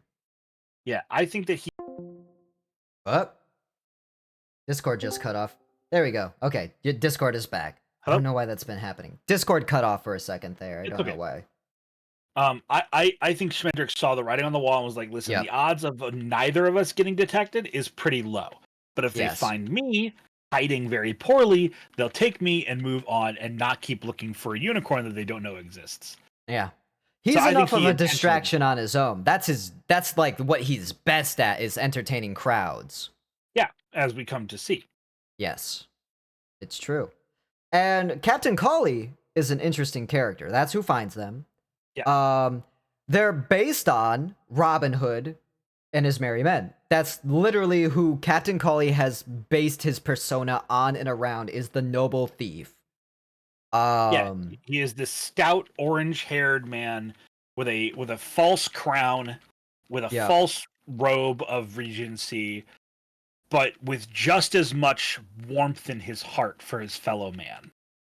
He seems well intentioned to a point. Like he still like wants to ransom people off, but like he's pretty polite about it. You know, he's a professional. It seems like he attempts to win with an open hand, but is not afraid to Yes. use a closed fist. I think that's Is a very my read well on Captain Cully. yeah, I think that's a very well spotted way to look at Captain Cully. Because Very true. before Schmendrick comes into the camp, we the camera arrives in the camp first, Yes. and the people are like, rat stew again. You'd Why think does it for have the to be the third. same rap 3 days in a row? Yeah. And so Captain Cully, he walks across his camp, inspiring, his people. I mean, they clearly have little to nothing, and have Yes. even less to be happy about. But Captain Cully Yep. couldn't have his chin any higher. You know, Hmm. um, he. Oh God, what's her name? Molly? Molly. Thank you, Molly, who is like camp mom slash She Captain is Cully's his partner, partner. Yep. You see that and partner on in the crime. tree. Yeah, Yeah. The Captain Cully and Molly McGrew, I think yeah, is her last name. First name Molly. I think it's McGrew. It's an alliteratory last name. yeah. And we're explicitly told through that pan that shows us the art on the tree Mhm. that Captain Cully is not a fan of King Haggard. So their purpose No. in this domain is to harry and bother King Haggard, Mhm. um, and to topple his reign. Um, so Smender comes in and they're like, "Look at what we caught, boss!" And he's like, "Ah, a magician! Welcome in, my friend. Welcome, welcome." Like again, immediately is Sit down trying and enjoy the to. soup. Yeah, he goes, "Ah, Molly, throw some more water in this soup. We have an extra mouth to feed tonight." And she's like, "More water? It's no It's thicker than sweat. yeah." I love that statement. It's no thicker It's than so sweat good. already. Yeah. Um, but yeah, no, like he tries to welcome Schmendrick in. He says, "Tell us, good sorcerer. Tell us what you've seen. Tell us the news." You know, he Tell he us what he you have sees, heard of Captain Cully. yeah, clearly an egotist, right? Yeah. A charmer and a man It's of the got that people, big personality. but an ego to be sure. Oh yeah, absolutely. Um, One that I don't know is as well deserved, or if it's just that he's trying to live up to the legend of Robin Hood himself, and he's hyper focused on that. yeah, Because like when we later see, he has a bit of a thing against Robin Hood, yeah. which Uh, is an interesting dichotomy that they make. yeah, I forget where things sort of fall apart. So, Smendrick, in like the middle of kind of their introductions, and he's, talking with them for a little bit. Um, Molly just wants to be done with him immediately, not interested, doesn't really care. She's a harsher personality at this point in the story. Molly's one of my favorite characters. Yeah, she's great. Um, she's phenomenal. She's kind of weathered. It's hard for me to parse an age on her, but her best years in her eyes are behind her. Yeah, I don't think she's really that old. She's probably 30 to mid 30s, but she again, sees considering this is medieval herself. fantasy, that's like that's old woman at that point. Yes. Yeah. Which that's a whole interesting topic of Mhm. discussion itself as to why Captain Cully is, he's a fair bit older than her. Yeah, Um, but so she wants nothing to do with Schmendrick. And I think that's when yeah. he decides I'm gonna do some sick magic, and he makes a change in his casting. He's Oh, not hold just tight, hold tight. Before he yeah, does what you're about to describe, yes, Captain Cully interrupts the back and forth of Molly not yes, trusting Schmendrick, and he yep. goes, "Ah, enough of all this. Our fantastic minstrel, who looks like he's like one That's the day of no water catalyst. away from dying, Yes. tell us, sing us a good story of Captain Everyone Cully." goes, ugh. Yeah, and Molly goes, "No, no, no! Don't tell us another one of these blowhard tales. Tell us of Robin Hood and Maid Marian." Yes. And and that's the That was inspiration the catalyst. because Cully's like, "Nah, he's not real. He's Robin Hood is fake, a falsehood." We're the And reality. yeah, Yeah. and That's then an important thing to note. yeah, Is his wording on that and his views on Robin Hood and the myth of Robin Hood. Who Robin Hood is a myth, they are the yeah, reality. and it's at that moment where Schmendrick, as you were saying, Yeah, he begins his casting and he changes his way on it. He's not like commanding and using magic words so much as he says, magic, do as you will. And that is when his magic starts to work. It starts to take hold. And he yeah, conjures the illusions, the shades of Robin Hood and his merry band, Maid Marian and Robin appear as phantoms out of the woods and begin to travel through. And this is a big, fantastical thing because they don't know it's Robin Hood. Immediately, Captain Cully immediately goes to welcome him into his band. Immediately. Yeah. And that's kind of the personality that he has. It's the open hand, closed fist personality that you were describing. He goes to welcome these strangers instantly, and then when they walk past, everyone immediately starts to realize who this is. And there's a big dichotomy in how they're portrayed. Everyone's kind of short, staunt, ungainly, they're unkempt, they're kind of gross, they're disheveled. Everyone in the whole of the crew of Captain Cully's men. Compared to when Robin Hood and Maid Marian show up, they're tall, elegant. They look almost like elves compared to them.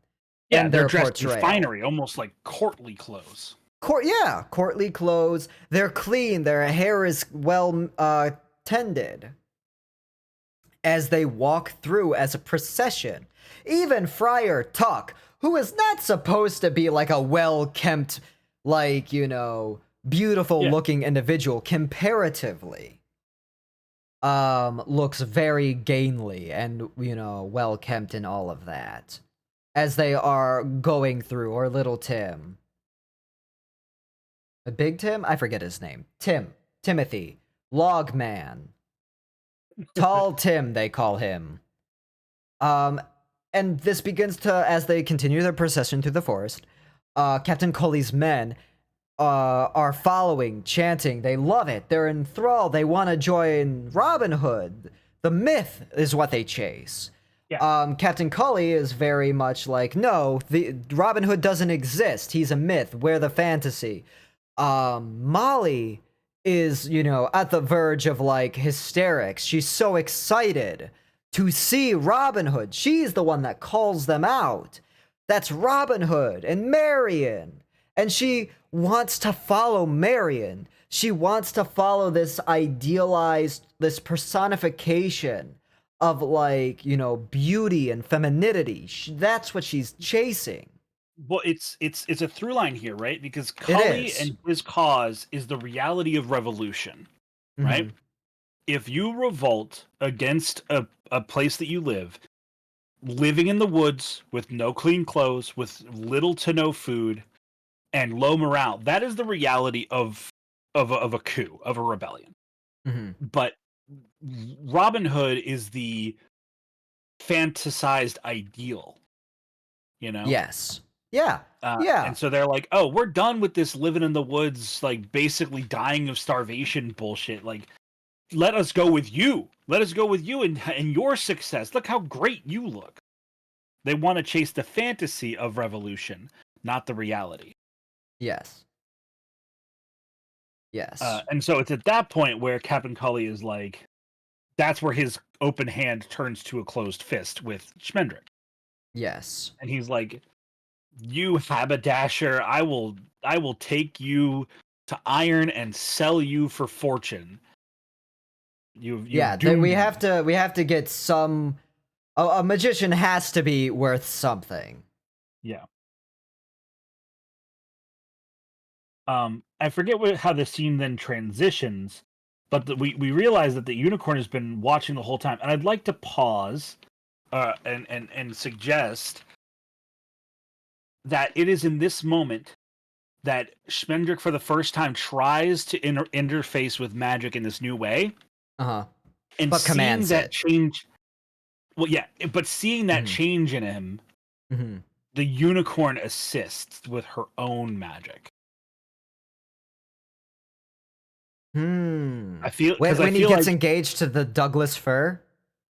no. Before then, when he calls upon the image of Robin Hood, I posit that he is genuinely trying, because he's clearly frustrated. He's like he comes to the magical phrase of "magic, do as you will" out of Mhm. desperation. This is true. He And tries I doing magic words beforehand. yeah, and I see this moment as the unicorn seeing some way that she can help him, because she can't make herself known.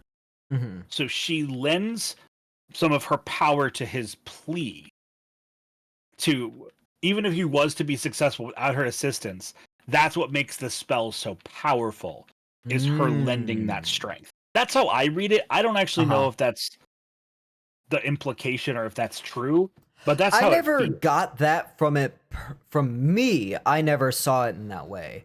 But that Yeah. adds a new and very very pretty light to the scene is her assistance. The way Hmm. that I read it is that through his bumbling and desperation, he accidentally draws upon the true nature of Yeah. magic as he'll find it. That's how I saw the scene. Was he bumbling, just stumbling over the line, the finish line, is when he figures out how to do it, and then it follows through with him getting overconfident about it in the following scene. Right. But I like your version of it. I like the light of that she offers assistance as opposed to just kind of chilling out watching this happen. It gives her a more active role in this scene as well, if Yeah. only but implied. And so because this movie is so fast, it's so short, it's so fast, Yep. it feels like for them to give any screen time to her in this moment, there is, to me, an implied value to it. Yes. Because, like, Yeah. if you just wanted to say, "Hey, by the way, just in case you forgot, the unicorn's still here. She's just nearby, trying not to be noticed," Mhm. right? Then you could just like have her in the background. I You think know, if they like legitimately put in a scene of her like tilting her head and her horn glowing, it would be to the disservice it of would the sell it. film. Yeah, I think that's my opinion. I It'd be I to the agree. disservice because I think what this does is it opens up an implication or a conversation about what is it that he was able to draw upon in this moment. And that's the thing. That's like one of the biggest things about The Last Unicorn is that it is a discussion with you. The book Yeah, more so than the movie. The movie is an implied discussion that you're following through and thinking about throughout the whole of it. The book actually has a discussion with you, right? yeah, It parses more questions. Captain Cully has like a whole different interaction in the book. I don't remember like, the specifics of it, but he goes more into what the difference is that makes them the reality of the yeah. situation as opposed to Robin Hood fighting against, because that's the parallel, is that Robin Right. Hood is fighting against King Robert, John, right? Yeah, Um, and they're fighting against King Haggard. Both yeah, tyrants for different reasons. Um, but I remember him having more of a discussion, and there's a dissection over Robin Hood by yeah. Captain Cully. And that's because that part of the book is a analysis Mm-hmm. of using like realities, stories, the mythology of the world Mm-hmm. in your fantasy stories. You Yes. pulling upon tropes of folklore to build your own fantasy. Yes. That's what that whole part of the book is talking about. It's a really cool philosophical story and Mm-hmm. a philosophical beat. And I do recommend, if you are ever curious to hear perspectives about that talking point, you should go read at the very least that part of the book, um, Mm-hmm. to get some more insight. But Yeah. Yeah. so that scene sort of finishes with um, Molly confronting Schmendrick, and he's like he can't get away from her, right? I Before thought the she ran before the off with crow. Robin Hood and the Merry Oh Men, yeah, and then yeah, he yeah, was yeah. chained up to the tree. That's And right. then he Yeah, yeah, tries to call upon magic again, right? right. And then I'll let you take this away. Sure. Oh, yeah. Very worthwhile handoff in my part, I think. Well, there's already So, plenty of handfuls in this scene, so yeah, damn right there is. I want her number. So Schmendrick is chained to a tree, a very like busty looking tree before oh anything my even god. happens to it, right? This is the bustiest fur there's ever like, I'm glad there wasn't a knot in this tree. Um Uh, so he had have fun with that mental image. He attempts to bring magic to his sway one more time, And he does start with magic, do as you will, but he's also now trying to command it. And a bit of a comedic relief begins in this moment where the tree comes to life and becomes be-tittied and falls in love with him.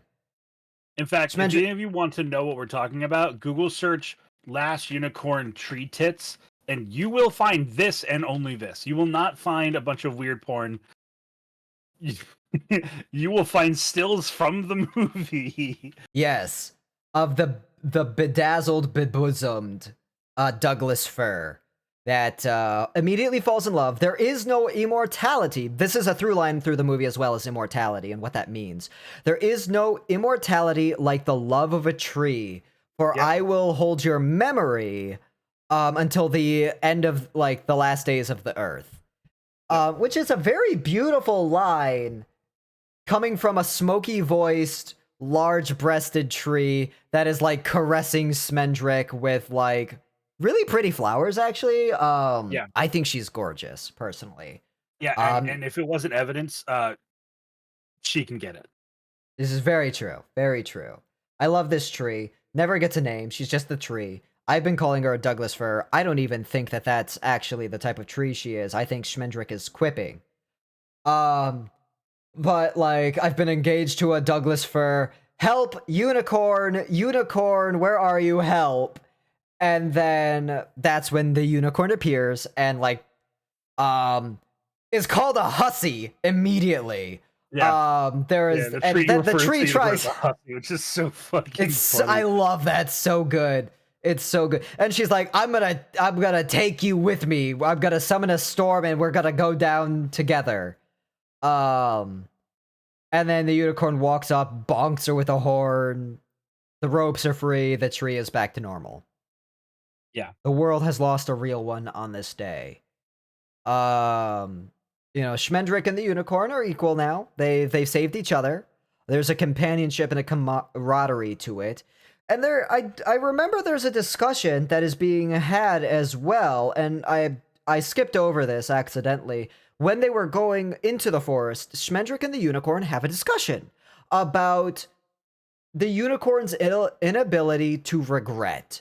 She can feel sorrow, but that's not the same. There's a difference in how a unicorn feels in comparison to how a human or mortal feels, and what that relation is. Yeah. She feels like a love, but it's a generalized love. It's not specific. It's you like a unanimous love. It's the same kind of love that caused a harpy to be freed, even though by their nature harpy are aggressive. Yeah. That kind of thing. And it was in regards to also, like, the sorrow that, like, Smendrick was apologizing for, or like an implied sorrow. She's like, I don't feel sorry, for this. Or I don't regret this, or so on and so forth, right? Excuse me. Water attacking my throat. Yeah. Yeah, don't breathe that. Yeah. Gotta throw those lungs away. Yeah. So then, after Schmendrick is freed, they begin to walk away. As Schmendrick walks away, the unicorn unseen at this scene. After they depart that the betitted tree. Right. And then that's when, as you were saying, he can't deliver or can't get away from Molly. And I actually have her quotes for a following scene here. You do? Okay, I also pulled up the whole sequence. Yeah, it's such a powerful sequence for Molly. Yes, and so Molly sees Schmendrick on the road, and the unicorn darts to the brush. Yep. And she calls out, sorcerer, like, I found you. Mm-hmm.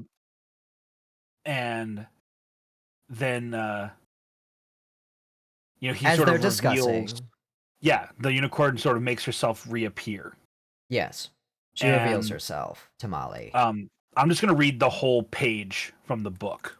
Sure. So the unicorn comes out, and then this is where it starts. Where have you been? Molly cried. Damn you, where have you been? She took a few steps towards Schmendrick, but she was looking beyond him at the unicorn. When she tried to get by, the magician stood in her way.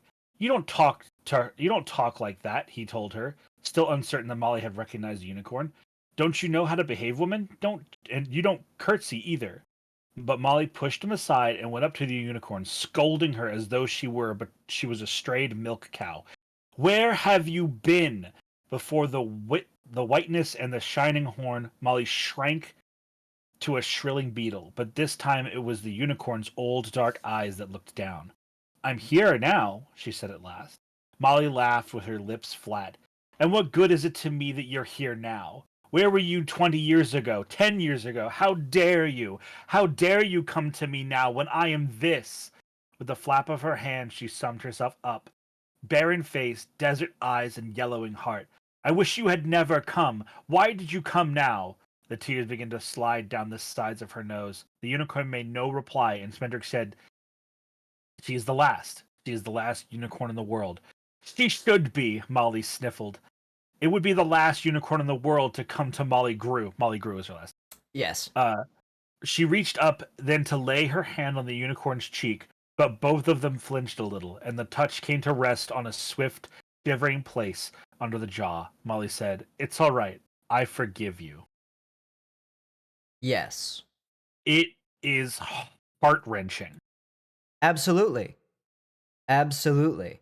And I it implies the actor's justice. all of the hardship that Molly goes through. And they do change the lines and the placement of them for the movie, but the heart is the same. And it is, damn near identical.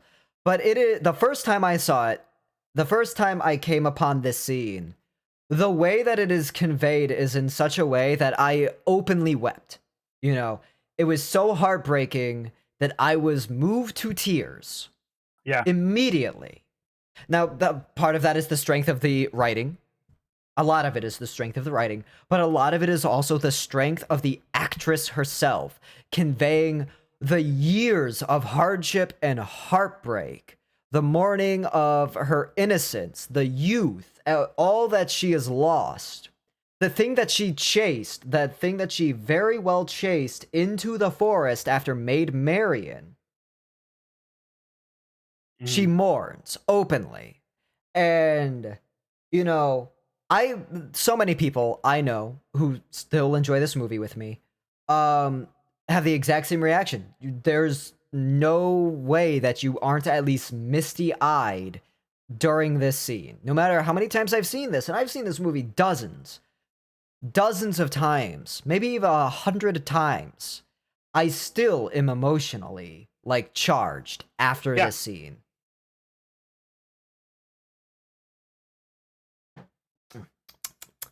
It's phenomenal. In the movie, it plays out a little differently because Schmendrick parses questions to her kind of throughout.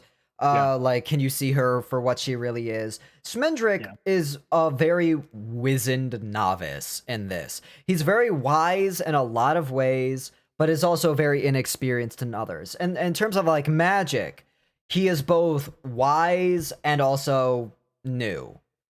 In terms of the world and the nature of the world, he is very wise and knows very well, the world.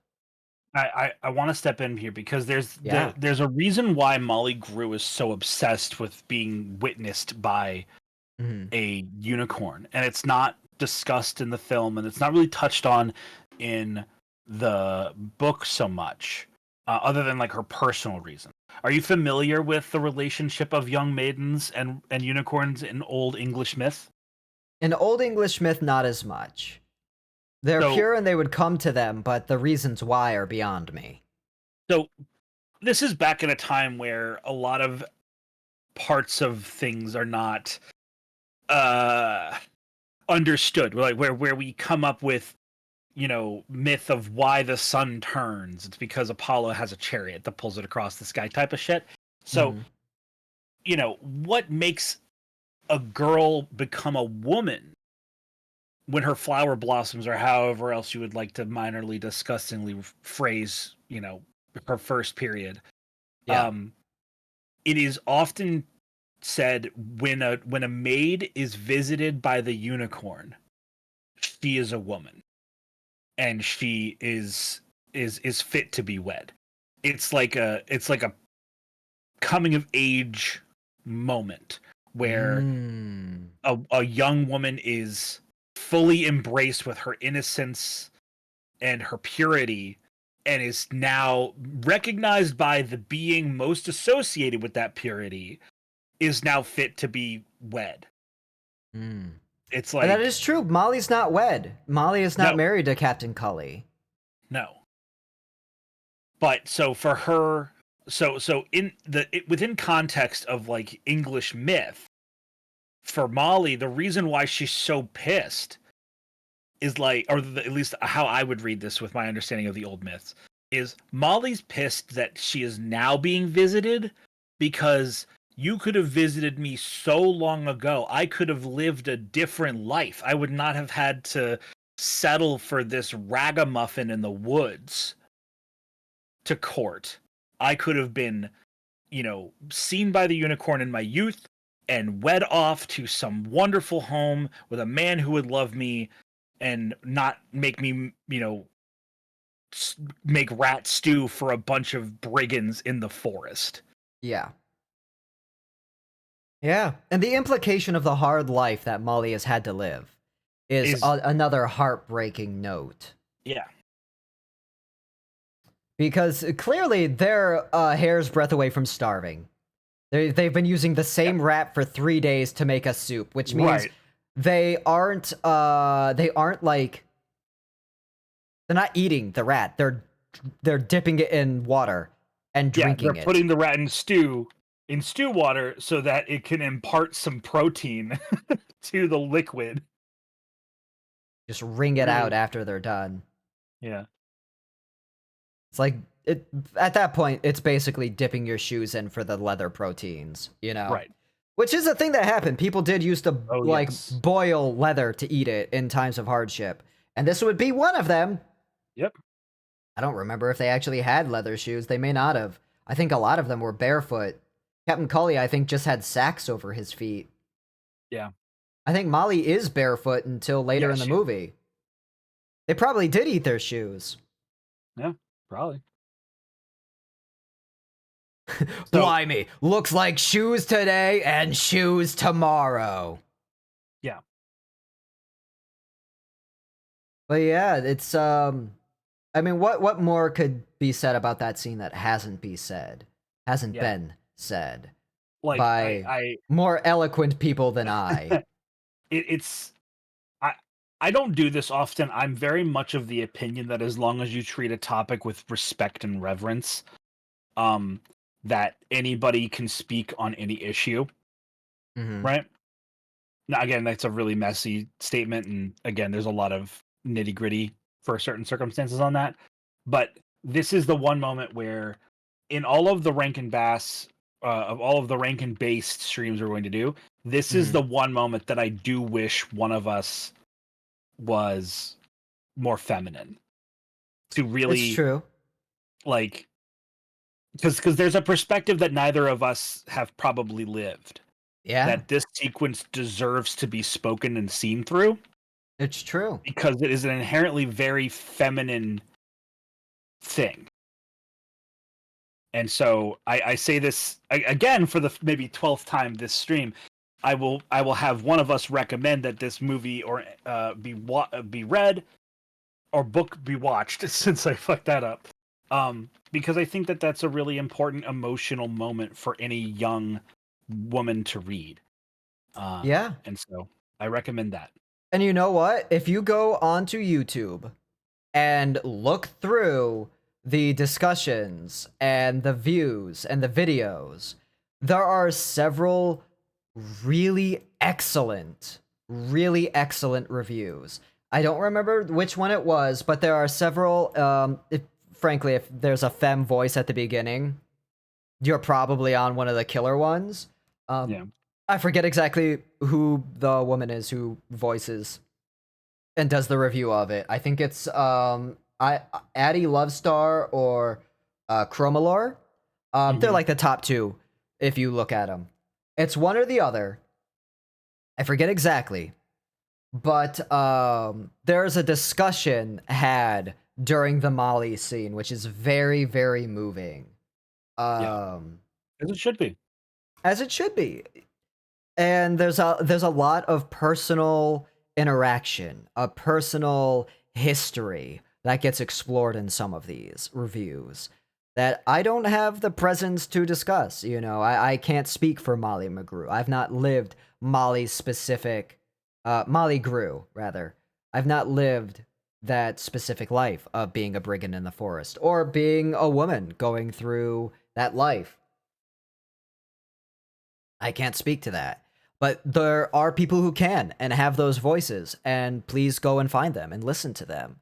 Because those experiences are ones that I can't provide you that have so much more weight, gravity, and importance for being able to hear that side and to hear, you know, what it is like to have been Molly Grew at a scene in somebody's life.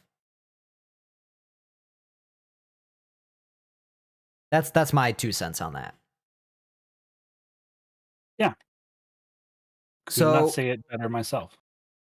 Molly is just like, I join the party. This is don't not get a discussion. Yeah. Yeah. He kind of ignores Schmendrick when he tries the posture. He's like, no, you can't join. You don't even know where we're going. You don't know anything. And then Molly's like, you're going to King Haggard. That's like clearly what you're here to do. And you're going the wrong way. You're also going the wrong way, which is incredible. I love that. Of course Molly would know. That's the whole reason they're out there. It's a very natural feeling that Molly would know what to do in this situation and where to go and where to lead them. Schmendrick got turned around in the woods. So that's where the adventure then turns, is to go towards King Haggard's domain. And they have a discussion about who King Haggard is, about who he is supposed to be. And Schmendrick doesn't really have an answer. He's heard too many tales to tell about the Red Bull and the king himself. Some tales say that the Red Bull keeps him captive, that his land is like putrescent and disgusting, or it's a barren wasteland with nothing in it. Some say that King Haggard commands the bull. Some say that the bull is like a spirit, a creature. There's no clear, concrete answer given. As they... yeah, go ahead. One thing is known, that the Red Bull drove all of the other unicorns to the edge of the world. This is what's known. This we know. And this is conveyed. Yes, you are correct. Yeah. So appropriately wary as well. Yeah. And as they kind of continue through the land, move through the area, I don't remember if anything else happens. I think the Red Bull just kind of materializes. Its unicorn sense like tingles, and it goes on its rampage. And how it materializes is very interesting. It appears first as like a thunderstorm, and then it is a red cloud, and then it is formed. And the second the Red Bull appears, the tone of the movie changes. And it immediately sets out on the unicorn, rushing directly past Molly and Schmendrick. It cares not for humans. No interest. It'll ignore them outright and entire. Yeah. And chases after the unicorn. And we see something different happen. Whereas with the harpy, the unicorn defended herself. But this, it's like a dragon in full, charging, bearing down, breathing flame. It is terrifying. And it has an aura of terror about it. Yeah. That scares her.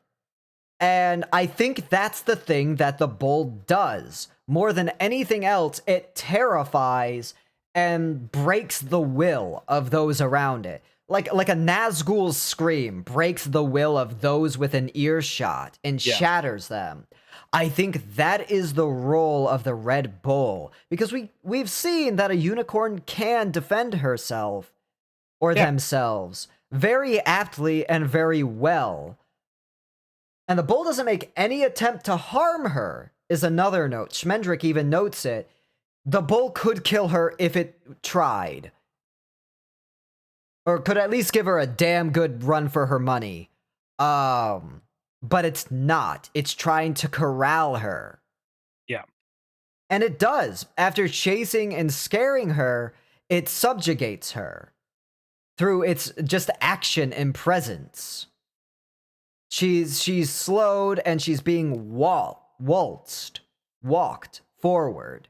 Her head is lowered in submission. She knows she cannot escape. The bull, her will is shattered by this creature. And Molly is she's begging for help. She does not want to see this unicorn captured. She doesn't want to see... She has a very personal tie to this unicorn. This unicorn is a reflection of, like, her innocence and what's lost. And now she's found it again. She's lighter. She's visibly lighter and cheerier and happier in the presence of the unicorn. She is begging for Schmendrick to help in any way that he can. And he doesn't know of any way to hurt, to slow, to wound, to do anything that would affect the bull itself. He believes there is none. And Schmendrick is confident in his knowledge of the world that this is taking place in. He'll be confident in having no information on a topic. He'll be confident in knowing about a topic. He'll be confident in anything other than the command of magic itself, and that's only up until recently that begins to change. So, he does what he thinks will work. At first, he begins with his magic, do as you will. That's his cant. That's what he's chanting to summon power. As he screams for the unicorn to run, and she's reluctant to do so at first, but as she's continually pushed to do so, she does break into a run and charges off to try and get away one more time, right? And then that's when he begins his chanting for magic to do as it will. And we learn later that this is something that he is guiding in a way. The only way that the bull will ignore her is for him to change the unicorn into something he will ignore. For her to be something that is not a unicorn. Yes. And so she is changed off screen. To the horror of Molly, she is changed. And that's, I think, important, is that Molly sees her before we see her and is terrified at what she sees. Yeah. And then the Red Bull loses interest immediately and begins to saunter off. As if a primordial force, like... Yes, a force of nature itself, this Red Bull seems to be. Now, in the book, I don't remember them having more apt descriptions of what this depiction, what the Red Bull is supposed to materialize to be, in terms of just outside of it just being a terror of fire and fury, this bull. Yeah. I don't remember a depiction outside of that. I don't remember a depiction of the Red Bull as being described as like a wave or anything. I know that it gives you wings. This is true. This is something that's noted. Historically, Red Bull gives you wings. I apologize. That was juvenile. No, I don't think so either. Yeah. So the camera pans on over to the Red Bull walking away from a woman lying bare. She is lying there. And the bull walks away. The bull's not interested because a unicorn she is no longer. She is a bare woman laying in kind of a desolate field in which the Red Bull had been charging through. Yeah. Molly immediately is scornful of this action, hates this action, wants her to be turned back immediately. But, and he's not saying he can't do it, Schmendrick. He says there is no other way for us to pass through unhindered and uncaptured. Yeah. By the Red Bull and King Haggard. He tells Molly this is the only way for this to happen as she goes to, you know, comfort and caress and hold the unicorn. Who is now in human form. Now in human form, who starts to stir. And she's terrified as well of this. Her very, very crazy display for her. To be an immortal, to go ageless, pure, and as an aspect of the world, to suddenly wake in a mortal body. She wakes and has a mind-shattering realization, because Molly is correct when she says she'll go mad. It is a maddening thing. Because when she wakes, she goes, I am a unicorn. Why have you done this? I can feel this body dying. Yeah, that line is whew. Yes. Yeah, it is a haunting first time. And it's the start of a change, because before that she's not terrified. No. You know, she'll fight, she'll be cowed, but terror has entered the unicorn, and a new change begins to take her as she now experiences the feelings of the mortal people of the world. But they still have a job to do. They have something to do. They do. I want to intro the next sequence, because then I need to take a quick potty break. That's okay. We'll take a 5-minute break or so. Do you want to do that now? Yeah. Well, this is a good time to take like a quick 5-minute break. Everybody, we've been going 2 hours. Get up, stretch, get some water, go use the bathroom. I'm going to put you on my BRB screen. This is my dog walking screen. So you're going to have some music and a dog is going to be barking around. And that's my boy, that's Moth. So, yeah, we will leave on this cliffhanger for a few moments, and we'll be back in just a little bit. See ya.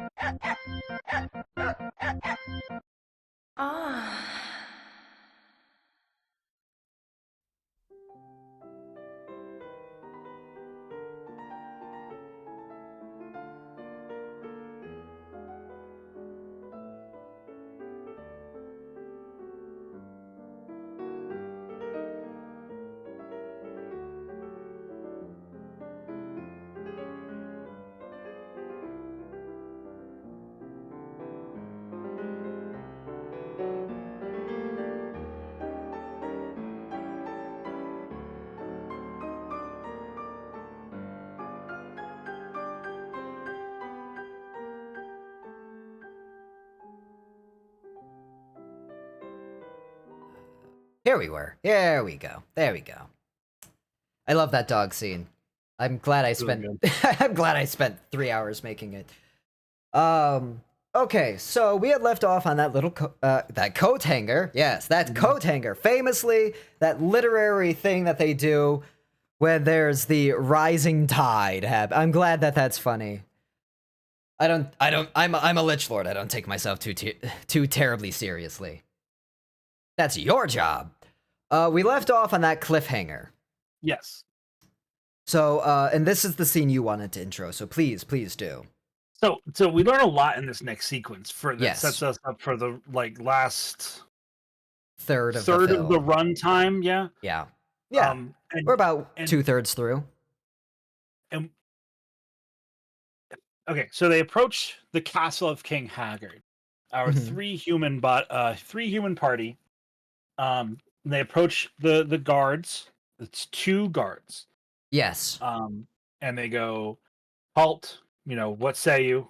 And this scene feels right out of Dracula, by the way. I love it. It's really quite good. I have business with King Haggard, and you will grant me passage and entry to speak with the king. And they're like, what is your business? And he's like, my audience will be with the king and the king alone. Yes. And the guards are like, fine. Yeah. So they walk whatever. in. They bring him inside the castle. It is old, decrepit, cobwebbed, and dusty. And terrifying, made out of screaming faces. Yeah. But certainly a place without a loving touch. Yeah. And then they go in, and Smendrick mocks the state of the place. Yep. And they go in. He's like, this place is a dump. This is a. It's like Minas Morgul up in here. Right. And so he's like, this place sucks ass. Where's the king? And then the one of the 2 guards that walked them in is wearing a helmet. He removes his helmet and sits down on the front and says, I am King Haggard. What the fuck do you want to talk about? Like, yeah. It reminds me. Good. It reminds me so firmly of the scene in Dracula at the opening, where Dracula is all of the servants, where Dracula is the carriage driver. Yep. I love that. Because there are no helpers. There's no staff. No. There's one staff.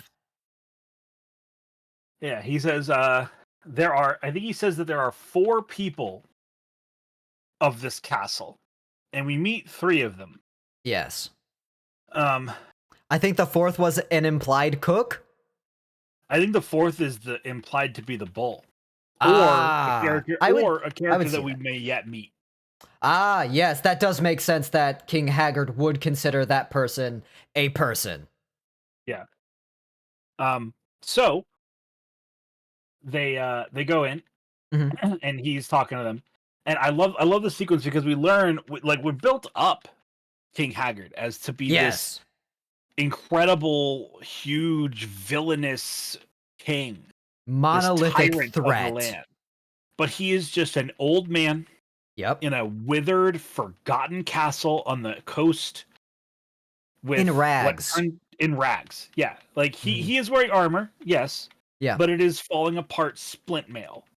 He is wearing a helmet, but it is tattered and its fur falling off. He has a sword, but we later see it's chipped and it has seen its war, and it is fit for maybe one more true fight, if that. So yeah, it's not just the man, but his kingdom at the end of its days. Yes. Yeah. And, I mean, even the hilt of his sword is tarnished. You know. It's neat. All of the character touches they throw in. The only thing that seems in fit condition is the other guard, which is introduced to us as the Prince Lair. Yes. But we learn that Haggard is not as openly malicious as we've been led to believe. He just seems like a man at the end of his days, wanting to surround himself with, as he puts it, nothing that brings him in. The only things he wants to be around him are things that bring him happiness. Yes. Or joy. Yes. Which I appreciate that Prince Lear is still in the court. when he says Right. that. Yeah. Well, he loves his son. You know? Yeah, he implies differently later, but I think that he's just a grouchy old man and doesn't want to admit that he does care or have fondness for his kid. Yeah. I think you're right about that. Yeah. So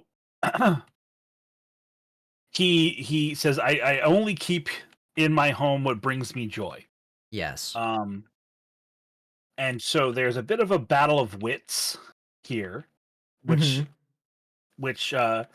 is Schmendrick sort of slighting his wizard, his court wizard. It was Molly. Well, he brings it up, but Molly presses. Yeah. Molly shows a lot of wit in the following scene. Yeah, so she's like, well, why do you keep your wizard? Your wizard brings you no joy. And so he summons the wizard, who I don't remember the name of because genuinely it's not important. He shows up for 4 seconds. Yeah, he's an established wizard in the magical world and is well known as like one of the best or something. Yeah, and immediately clocks Schmendrick and is like, oh, Schmendrick, my boy, how are you doing, lad? It's good to see you. You know, genuinely seems to care for this guy. He's like, he finds joy in Schmendrick being there. Ironic or no, I couldn't parse. Yeah. Me neither, and I'm not sure it's important, right? Yeah, it's either mocking or sincere. Yeah. But you can't quite tell. And I think that's intentional. Yeah. But he goes, you know, okay, so like, hey, listen, lad, here's the scoop. This welcome in. Oh, you mean to take my job? And the line is great. I think it's from King Haggard. He says, I cast you out, and if a wizard of great repute has brought me no joy, perhaps a magician's fool. Or something that he like implies the greatness of the wizard. He knows that his wizard is top shelf shit. Yeah. He's like, well, if this guy can't bring me joy, maybe an incompetent magician will. The incompetent magician. Maybe that'll make me happy. Yeah. So the wizard, before he leaves, immediately like he takes a look around the room, says, "Fine, curse you all. I am not so easily cast out." Yeah. And then begins to summon a tornado in the middle of the court. Yeah, but then he notices the unicorn, and he's like, he realizes that the enemies have already breached the gates, and says almost exactly as much. Yes, your doom has entered through the front door, though it will not be leaving that same way. Yeah. And then basically says, all right, listen, you know what? Peace be the journey. Yeah. And then deuces out. Yep. And with that moment, we find ourselves as welcome guests in King Haggard's keep. And if you have anything that you'd like to say, go ahead, because then I'm going to skip the next 20 minutes of the movie because I find it incredibly uninteresting. Well, it does a lot to establish the next 20 minutes. Does a lot of establishing. It establishes characters' motivations, who they are, what the daily life in the court like, because I think it encompasses several weeks, maybe a month or two, that they stay with King Haggard. The time that passes is long, but not specified. Yes. And then I'll do bullet points. So there's interesting things that kind of happen in this scene in microdoses. So as soon as the tornado begins to form, and this is a verifiable threat, everyone is on edge immediately about it. Prince Lear jumps in front of Amalthea, who is not named yet, but actually they do name her in this moment. Yeah. They're like, who is this young woman that you brought in here who seems like she's of noble birth or something? He's like, Schmendrick's like, this is my cousin, Amalthea. And they're like, okay, sure. She's wearing his robes and is visibly clearly more beautiful, and you immediately think that she deserves to be in something better than Schmendrick's like overcoat that is just in rags. Prince Lear dives in front of her with the sword drawn to defend her immediately. That's his instinct. Not Molly, not Schmendrick. Fuck those guys. Though Schmendrick does step in front of Molly. And King Haggard himself draws his blade and looks like he's ready to go onto the offensive. How effective any of these people might be outside against the magician, hard to say. Probably not very, by how immediately threatened everyone in the room was. But that's when he sees Amalthea, and he just is like, oh shit, I know what that is. That's hilarious. All right, I'm not sticking around for the curtains on this one. I see where this show is going. Pieces out. King Haggard inspects. He knows that, like, he doesn't take the words for folly. He takes them at face value, but he doesn't care. He's interested to see how this plays out, to see if Doom really has approached from, just shown up here. He is played by Christopher Lee, which adds a gravitas to the role. Oh, yeah. He can play a weathered king very well, like straight out of Macbeth. He feels placed. He goes to Amalthea and he inspects her, and that's when he looks into her eyes and sees the glade. Amalthea's glade as a unicorn. He can't see his reflection, and he's furious about that. He thinks he knows what she is almost immediately, and as we find, there are a few people who would know a unicorn better than King Haggard. Yeah. But he decides to let this play out. He's like, this might be a farce, but if this is a farce, then let it be so. If this is my doom, then we will see. He's tired. He's bored of life. He is a man who has been chasing highs his whole life and has run out. Yeah. Save for one. So he's like, you are now in my court. Come and go freely as you will. I don't care. And that's he doesn't keep anyone captive at any point in his service. They are free to come and go, but they don't, because they're here for a reason. They're here for a purpose. Stuff happens. You'll Cliff Notes it. I'll probably jump in because I like these following scenes more than you do. Yeah. So as you did mention, though, we find out the following things, right? Yeah. We get a very trite but very cute little side story where the Prince Lear is infatuated with the lady. Yep. And he tries to speak to her. He tries to court her. He tries to do great acts of heroism. We see a whole montage side story, of him going out and fighting a dragon and bringing back its bearded head to impress her. To her disdain. Yeah, she hates it. Yeah. And she spends every waking moment on the banister or on the balconies of the castle's keep, looking out to the ocean coast. Yes. To see, drawn to it, and we learn there's a wax and a waning back and forth, a tug of war of identity in the unicorn. It's the most compelling part of these sequences, in my opinion. Yeah.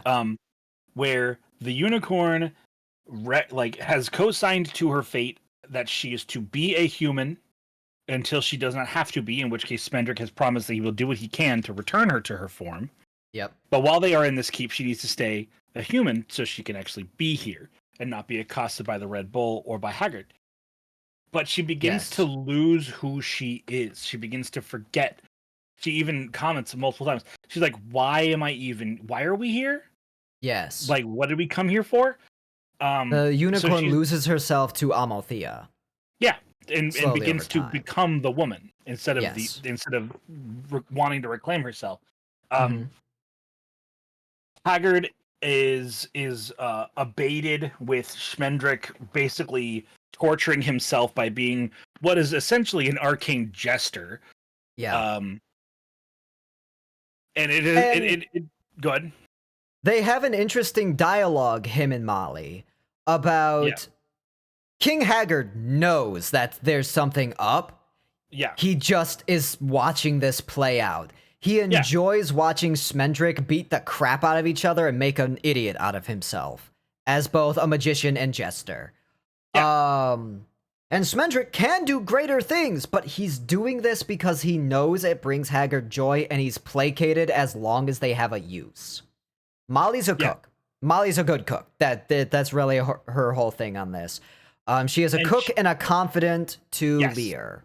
Yeah, she becomes a sort of like, as she was a camp mom for Captain Cully and his merry fools, she is a castle mom for Lear to guide him to court the lady as he wishes. She guides him to be like, hey, maybe try this. Hey, maybe try that. Hey, if that's not working, words. Yeah, maybe you can't should, court her with works of heroism. Yeah, so that's great. There's a cat. There's a cat, and we will talk about the cat. He's cool. In my opinion, one of the coolest characters in this story. I love him. I'm perfectly fine with that character getting like the 2 minutes of time that it gets and nothing more. Yeah. But it is amazing, and I want to leave it at that until we get there. Yep. But as the days drag on, the party learns more and more of the secrets of this keep. Yes. And then the cat comes in to sort of hand them the instructions, as it were. Yeah. It's implied that they've been searching the castle the whole time, looking for unicorn, or Smendrick has at the very least, has been looking for the unicorns this entire time. They know Haggard has them somewhere, but they don't know where, and Smendrick has been looking. And then he finds something, and that's where the cat comes in. Smendrick and Molly have been tag teaming, essentially. One of them at all times is trying to abate the prince and the king, right? Yep. And then the other one, during that downtime that they have, is off trying to solve this conundrum. And it's Molly and the cat, I believe, when the cat speaks in riddles to Molly. Now, this is like a long-haired, it almost looks like a tuxedo patterned Maine Coon. Yeah. Like this huge cat. Huge ass cat, long bushy fur, Chonkers. has a red eye patch. Yep. And speaks and a peg leg. And a peg leg. And speaks like a pirate. Yes. Which is fan-fucking-tastic. Incredible. No other way for it. Not since Lewis Carroll has there been a cat with so much personality. True. So, I love this cat. He's great. I don't even know if the cat's named. I don't think it's important. Yeah, I think he's just the cat. Yeah. And if you asked him, he wouldn't give you an answer anyway that you would understand easily. Yeah. So the cat speaks in riddles. That you have to walk through time to find them. That when the wine pours or something like that, it's all of this. When the wine pours itself, and you walk through time, or something to that effect. It's a bunch of riddles. Doesn't make any sense. Yep. But the characters bumble their way into meeting. Is there anything else before they come to the skeleton? There's stuff with Prince Lear and Amalthea, him still courting. They have a song together. It's not great. Well, that's the point. So Prince Lear is trying to court her Amalthea in the way that he was told, and he has no talent for it. He is not a poet. He is a warrior. He's a fighter. He has no talent in song or poetry. And they have a dichotomy where he has a love song with Amalthea where he just fucking gives up and is like, okay, I'm going to do what Molly said. I'm not going to try to kill dragons and shit. She clearly hated that. So I'm going to go and he's moved by her beauty to finally speaking to her and singing to her a song, an oath of love, finally telling her how he feels directly. And they have a song. It's a duet. His song, his portion of the duet, is poorly. He is not a good singer. But his words they're blunt and clumsy, but they're pretty. As pretty as he can make them anyway. And his portion is not the good part of the song. I think intentionally so. They could have brought in a good singer like they did for Amalthea. Her portion of the song is beautiful, airy, light. It's a very good counterpoint. And I think that's intentionally done because I think if they had had Prince Lear's portion of the song professionally done by a good singer or sung well, it would be to the detriment of what the song is trying to convey. And I agree. I can also totally understand somebody listening to this song and be like, "Oh, I fucking hate half of this."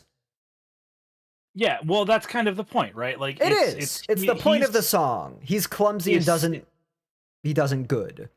Yeah, he doesn't have a strong grip of his own emotions or how to express them because he's lived such a repressed life through the shadow of his father.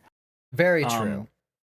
Like, clearly, King Haggard won his crown or has kept his crown through force. Yes.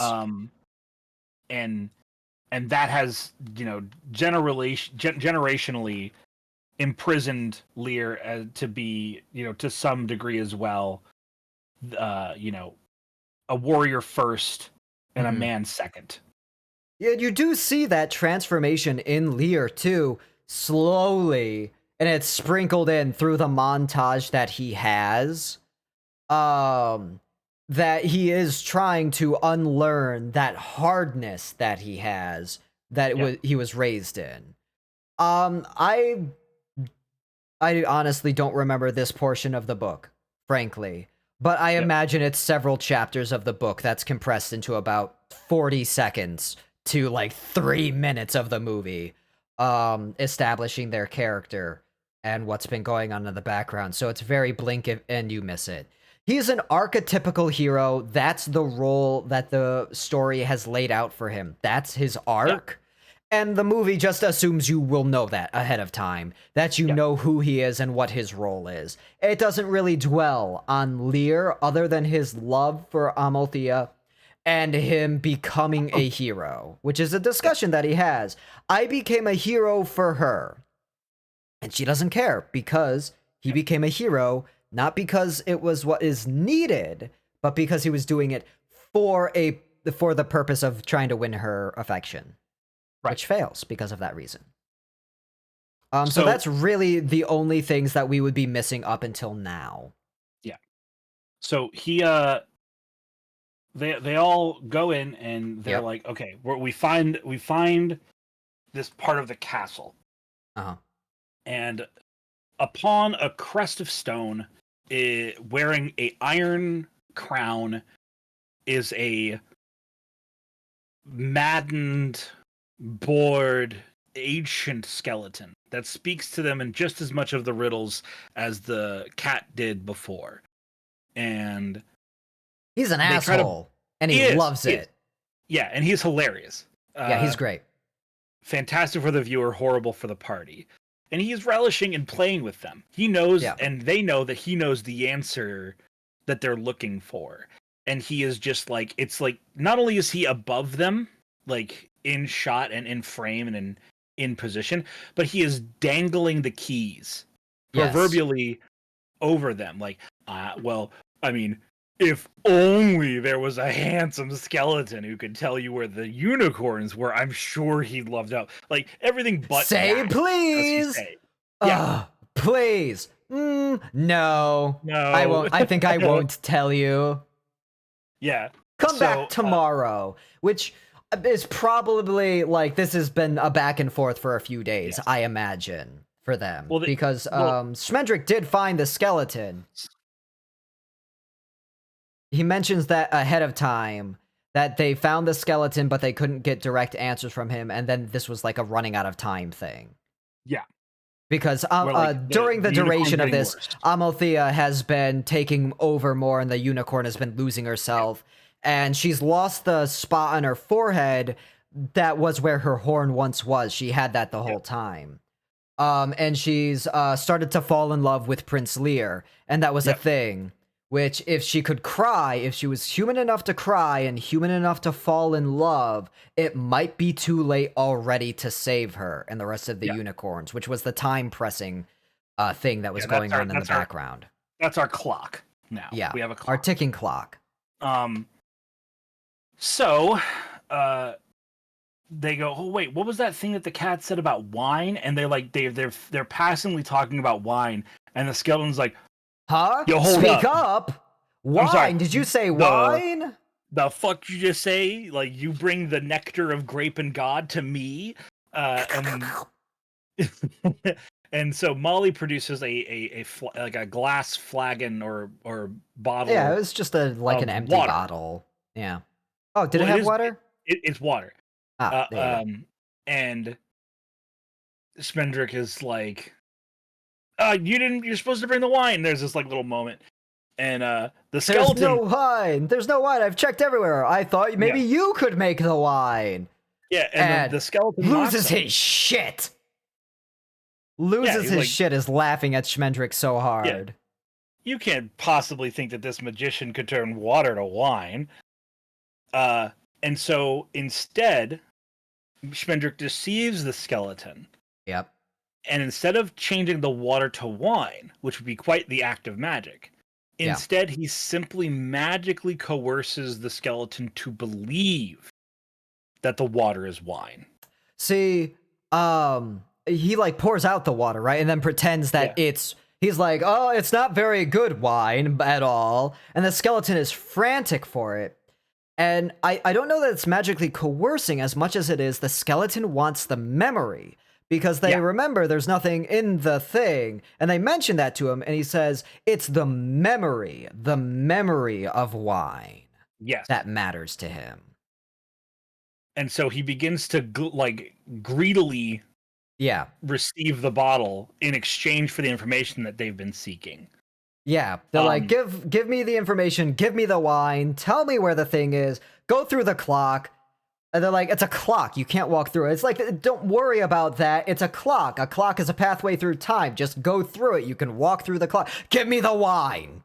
Right, it's an illusion. Just walk through the damn grandfather clock. Now give me the damn wine. So they give it to him, and the camera holds on him for a moment, and you can see, for the first time in what was probably decades or even hundreds of years, this skeleton feel joy. He is. Yes. It's almost as if he is rejoined by the specters of his troops and comrades as he drinks an empty bottle, rosy cheeks as a skeleton, which is hilarious in its own right. Yeah. And good gag. It's great. And he's like reliving good memories. It's kind of wholesome in a way. It is, yeah. If not super duper sad. Like oh, it's tragic. But at least there's a little warmth in that guy. So they walk sips through the it all down. And they go through it, right? Yeah. But it's like, wait a second, hold a phone. Yeah. That's a fucking unicorn. Yeah. He sees the lady and recognizes her, and his eyes glow red, and he is an alarm clock suddenly for Prince King Haggard. Yeah. As they run through the they run crying to the clock. For him. The top of his thing is like, Haggard, shit's fucked. Unicorn, Haggard. There's a unicorn here. So Haggard shows up as if he was just around the corner, brandishes his sword, and begins to assail Schmendrick. Molly and the unicorn dart into the clock and enter a fucking portal dimension. Yes, they enter like a green field or something. And Schmendrick is a dex build, is what we learned during this scene. Oh, yeah. Dodging a sword is not an easy thing to do, especially it being a curved long sword that you can feel the weight when King Haggard is swinging it. Like, there's a very real, if he is like hit by it, that's curtains. He is an old man, but he is spry, but he's also swinging it like carelessly, like Haggard doesn't have as much blade control as he probably did in his youth. And this, he's just letting the blade take him. And it's getting stuck in things. It's getting embedded. And when he's missing, it's slow and heavy. But Schmendrick is just bobbing and weaving, rolling out of the way, barely missing. It's just terrifying to watch. Yeah. And at the end of it all, he gets away from Haggard, goes into the clock. Yeah. Yeah. And then there's a bit of a gap in my memory, but Okay. Like between Um, then and then they end up on the beach. So what happens is they're all in this green ephemeral realm. It's they're like in this realm of green and shadow, and they're discussing what to do, how to get out of here, where to go, as Haggard is bashing in the clock, and then Prince Lear just shows up, and they're like, "How did you get here?" He's like, "I was called for in the script." Um, he, It I've says lived here right my here in the whole script, it life. says, I walked out of left screen. Like, Yeah, yeah. He's like, I've lived here my whole life. I had an idea of where you guys were going. There was really only one place you could go, that would cause this kind of commotion. I came because I was needed to save Amalthea. yeah. As Haggard is bashing in this clock, and you feel the weight of these strikes. Like, the animation is incredible in this as he is smashing in this clock. And then as the clock is destroyed and thrown down, cast asunder, what happens then is they just are in a cave, the Red Bull's cave. This is the home of the Red Bull. Is this where your memory picks back up, or do you mean like the beach after this? Yeah. So go ahead and take us to the beach. Okay. And then I'll take over. So, what happens is from here, the Red Bull is starting to like manifest as they are in this cave. The Red Bull has caught on, more or less, at this point, and is going to chase them out of the cave. They have some interaction and dialogue, but more or less, it's the Red Bull is on to us. We need to leave his cave out towards the beach. We need to get out of here, but we can't turn her back yet. This is another dialogue point and a talking point throughout the movie is Amalthea has fallen in love with Prince Lear. And Prince Lear is also in love with Amalthea. And she is begging to make him to prevent Schmendrick from letting her be a unicorn again. That she wants to be human. She's choosing to be human. And Schmendrick says, "Go on then, make your choice. Let this all be for nothing. Let all of the magic of the world, all of the purity die here with you, because that's what will happen. Let you grow old, let you live a long, happy life together, and let you grow old and die. And let all of the purity of the unicorns die with you." Yeah. So she essentially is given the, like, make your choice moment. Mm-hmm. And we see this conflict, this like sudden second. It's almost like you're playing a video game. Yes. And you know how, like, from the very beginning you're like, yes, the story is this is the story and this is our objective. Yes. And then about 2/3 through you're like, well, actually, yeah, now there's been a change. Here's a paradigm second shift. ending you could get if you wanted to do this other thing.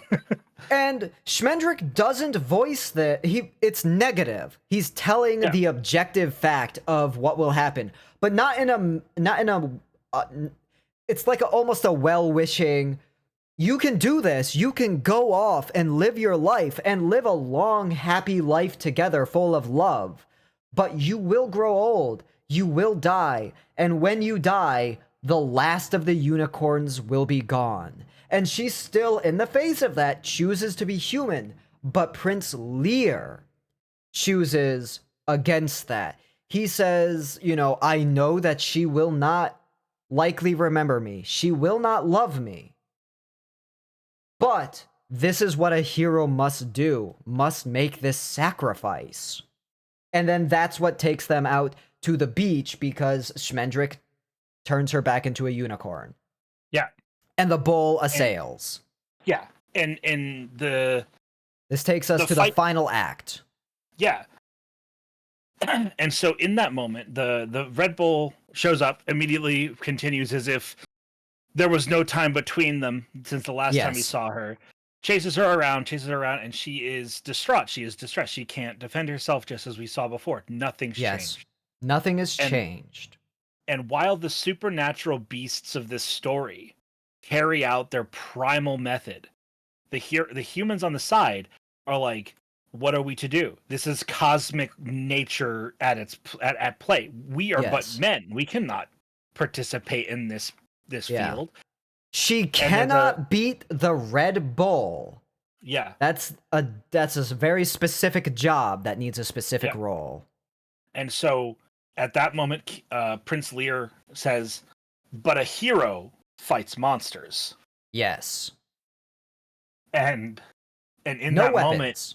no, he throws himself into the fray and interposes between the unicorn that he loves Yes. and the beast that he knows he must destroy, Yes. and fucking gets his shit rocked. Immediately. Immediately. The monster that has given him nightmares his entire life throws himself in the face of it, fucking instantly dies. Yeah. And so in that moment, we see the unicorn and King Haggard block his death. Yes. And it brings sadness to Haggard in a moment of few emotions he expresses other than anger. Yep. But this galvanizes the unicorn and recognizes, no. I will buck this ridiculousness. I will not continue to let this Red Bull dictate the natural order of things. And Yes. she sort of pushes back and turns the horn onto the bull, and instead of being guided by the bull for the first time, guides the bull into the water. It's the first time we see her be the aggressor, which I think is something that is unnatural or impossible for unicorns to be. And that's why the bull guided them. Yeah. And it's such a cool shift for her to have created. And it is required. Like, her time as a human was required for this to happen. Yes. Because immortal beings, they know their lot in life. Yep. They know their lot in existence. They will go and do what is expected of them, as is their role. There is no need to negotiate. Yes, the Red Bull is here. I will be chased by it, for that is the way this goes.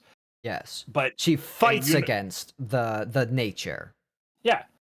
Because she has reason to. She has an individuality that she demands place. Yes. And so she pushes the Red Bull into the shallows of the ocean. Yes. And the royal begins to the waves begin to roil. Yep. And upon the cresting of the waves, all of the other unicorns that the bull has pushed into the water. Yes. The bull has kept them in the sea this whole time. Yeah. Is the revelation we kind of get at this moment and a slightly earlier moment as well.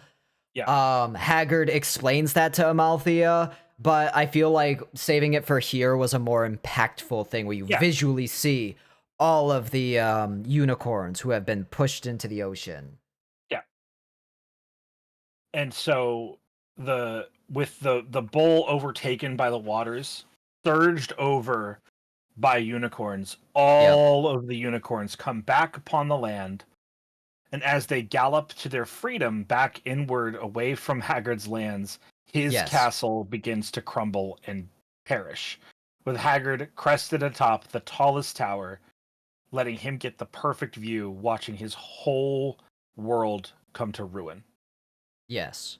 A well-deserved ruin for, like, all of the emotional plight and hardship and, suffering that Haggard has gone through, right? We see that, like, he's still an asshole for doing this. He's taken all of the unicorns of the world and shoved them in a lake because they are the only thing that makes him happy. The only thing that... And he kept that for himself. He seized it and stares at them as prisoners.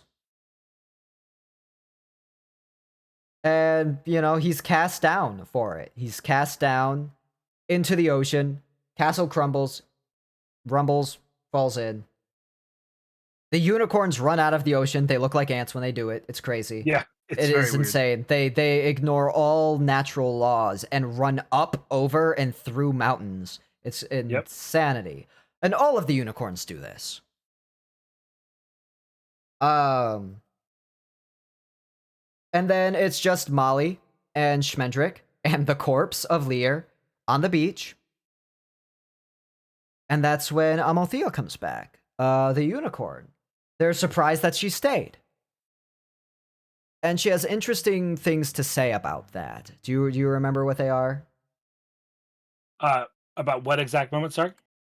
She has interesting things to say about why she stayed, why she returned, as opposed to leaving. And it's in part because she's different now. Yeah, she claims that she has regret. She does. She is a unicorn who can regret. She is a unicorn who has known love and had to forsake it, had to let it go. She is different than all other unicorns, and now in a way, she is alone and singular in the world. She still has her glade, her animals, the realm that she commands, if she knows how to find it, if she can go back home. Also, she runs over, taps Lear on the shoulder really quick with her horn, and is like, "Get back up. That's shit to do." Yeah, don't worry Lear's alive again. That's pretty rad. And then it's kind of a point where they all begin to say goodbye and move to their separate parts. Yep. They have new roles now. Lear gets to say his goodbye in the moment that he's like revived and laments that he wishes to see her one last time before riding out, because he's a hero now. That's his role. He has been galvanized, forged in steel. Forged in fire, rather, and it has been steeled by this death and resurrection, rebirth into a new role, no longer the son of a tyrant. And he takes his horse embarking and goes out to be a hero, the hero that the realms deserve. Yeah. Which is cool. I love that ending for him. And in my hope of hopes, I like to imagine that he does on occasion get to maybe see her in, like, you know, flickers. But that's my little fairy book ending for it that I like for myself. Schmendrick and Molly get one last visit of the unicorn where she says goodbye and bids them farewell because they are her oldest and truest friends. And Schmendrick and Amalthea get to have their conversation, and Schmendrick laments that he did that to her. But Amalthea doesn't. Yeah, she recognizes the important. Yeah. She also recognizes that Schmendrick has finally become the true wizard he always wanted to be. And he is reluctant to accept that, but says it must be so if you recognize it, you know? I don't think so, but if you say so, then it must be that way.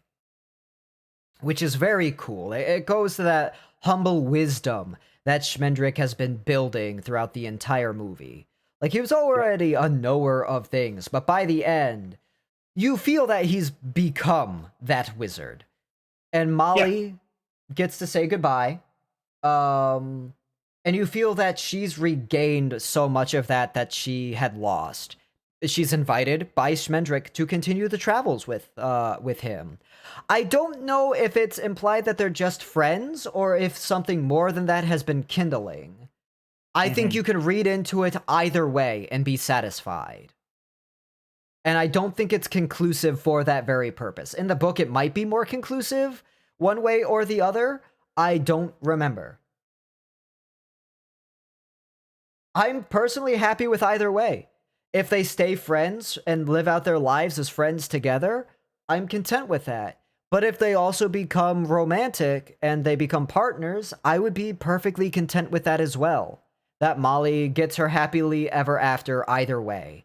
And that she is visibly, literally, she is visibly different after having met the unicorn and spent time with her.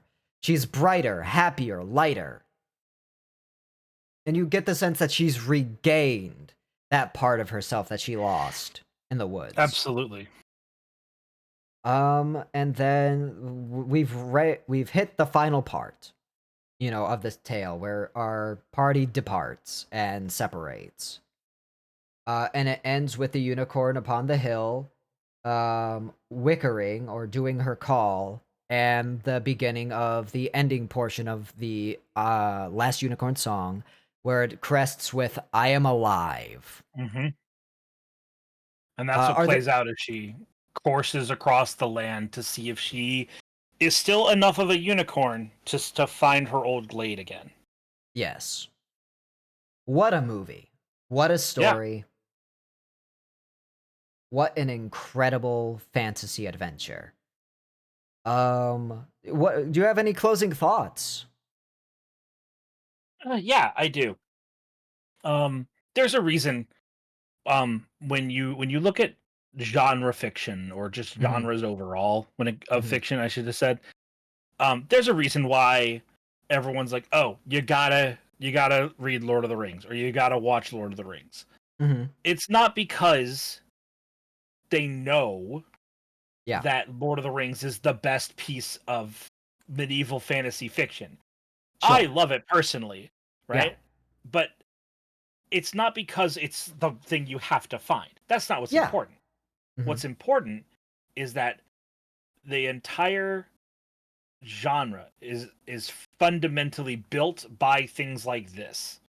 Yes. Um Cosmic horror is not just the prodigy child of uh you know Lovecraft. Lovecraft, Yeah. but but if you don't appreciate or familiarize yourself with that work, you'll never know Mhm. where it came from. And when It's you look, recognizing the bones yeah, and, exactly. appreciating the work that is built up, right? And absolutely. And the this work is one of those pieces. You might not Yes. like The Last Unicorn, it might not be your favorite. It doesn't have to be. Mhm. It's actually not that Yeah. important if it is or isn't. But you Mhm. have to it's respecting your ancestors in a way. Yeah. Um And it, that's it's the book itself of The Last Unicorn is very much an exploration of that. There's yeah, so much love and appreciation for the stories that came before in The Last Unicorn. yes. It feels very genuine in that way. And yeah, You're I absolutely for, correct. for all the reasons I mentioned before of Mhm. particular scenes, I reiterate, this is a piece that you should experience.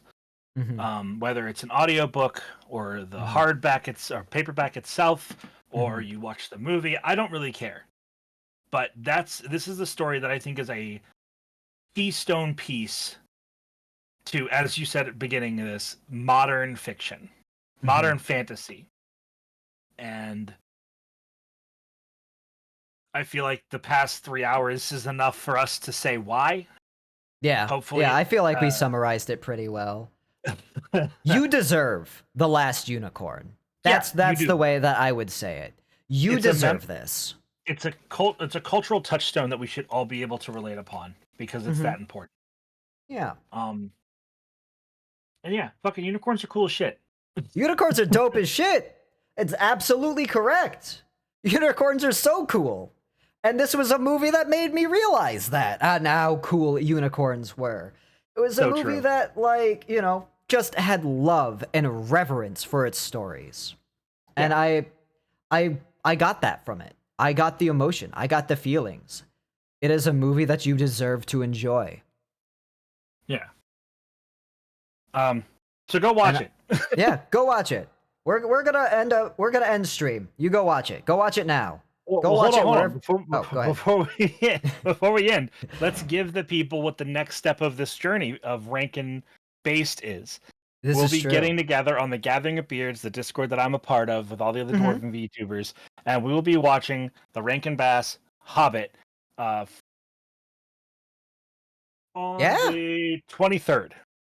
Yep. 23rd is what I have. Yep. Yep. The Rankin Well, Bass Hobbit. Great movie. Can't wait to watch it with you guys. It's awesome. yeah. As much as the Last Unicorn was Amundal's favorite, Yep. Amundal's favorite, the Hobbit is mine. Yeah. Um, we're not supposed to have Totally see favorites, but that. it is my It's favorite. fair. Yeah, it is. That's the way. That's the way. We're not supposed to have favorites, but I can't look at any of these pieces just objectively. I have too much love for them, and I hope that I'm able to rub that love off on all of you. I hope that you can all get some of the warmth and affection that I have for these pieces of media. Yeah. So with that, thank you all for being here. Thanks for supporting my friend. For supporting this fun little series of streams that we've been doing. It's been a real fun series of collabs, and we're only halfway through. We're So only we'll see you with the halfway. next one. Yeah, absolutely. And did we have a time on that? Grunkle Dan was asking. I imagine Or- we'll go for Mhm. 7 p.m. Yep. EST. I'll make a big Okay. post. It'll be easy to find. Yep. Come join us. I'll do the same. Let's see who we're going to raid on into. Java JoJo's dropped her new model yesterday. Do you want to go support her? Yeah, let's go throw some love at let's go throw some love at JoJo. Let me write them in here. Java JoJo. No channels found. Am I missing numbers or something in this? No, I thought it was just JoJo. JAVAJOJO.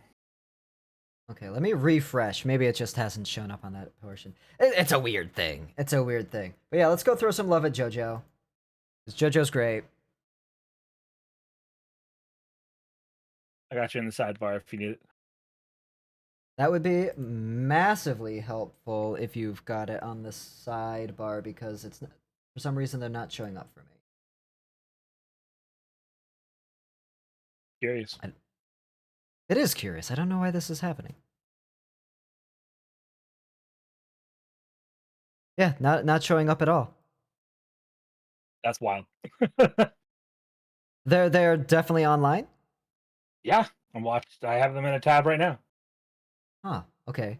Well, let me grab that. Sorry, normally this is a lot more fluid, but I guess the raid out stuff isn't working right now. There we go. Bleep. Plop. Alright, there we go. Now we can raid on into it. Stick around for the raid. Do it. Yeah. Oh, why the hell? Okay, you know, I'm just gonna slash command it. Yep. There we go. There we go. There we go. All right. Thank you all so much for joining us. We'll be over on Horror's Discord, and then the Gathering of Beards Discord, rather, and then we will be streaming The Hobbit on Horror's. It'll be a great time. I can't wait to see you all there. Thank you for joining us, and I will see you all later. Have a great time and a Gould evening. Bye-bye.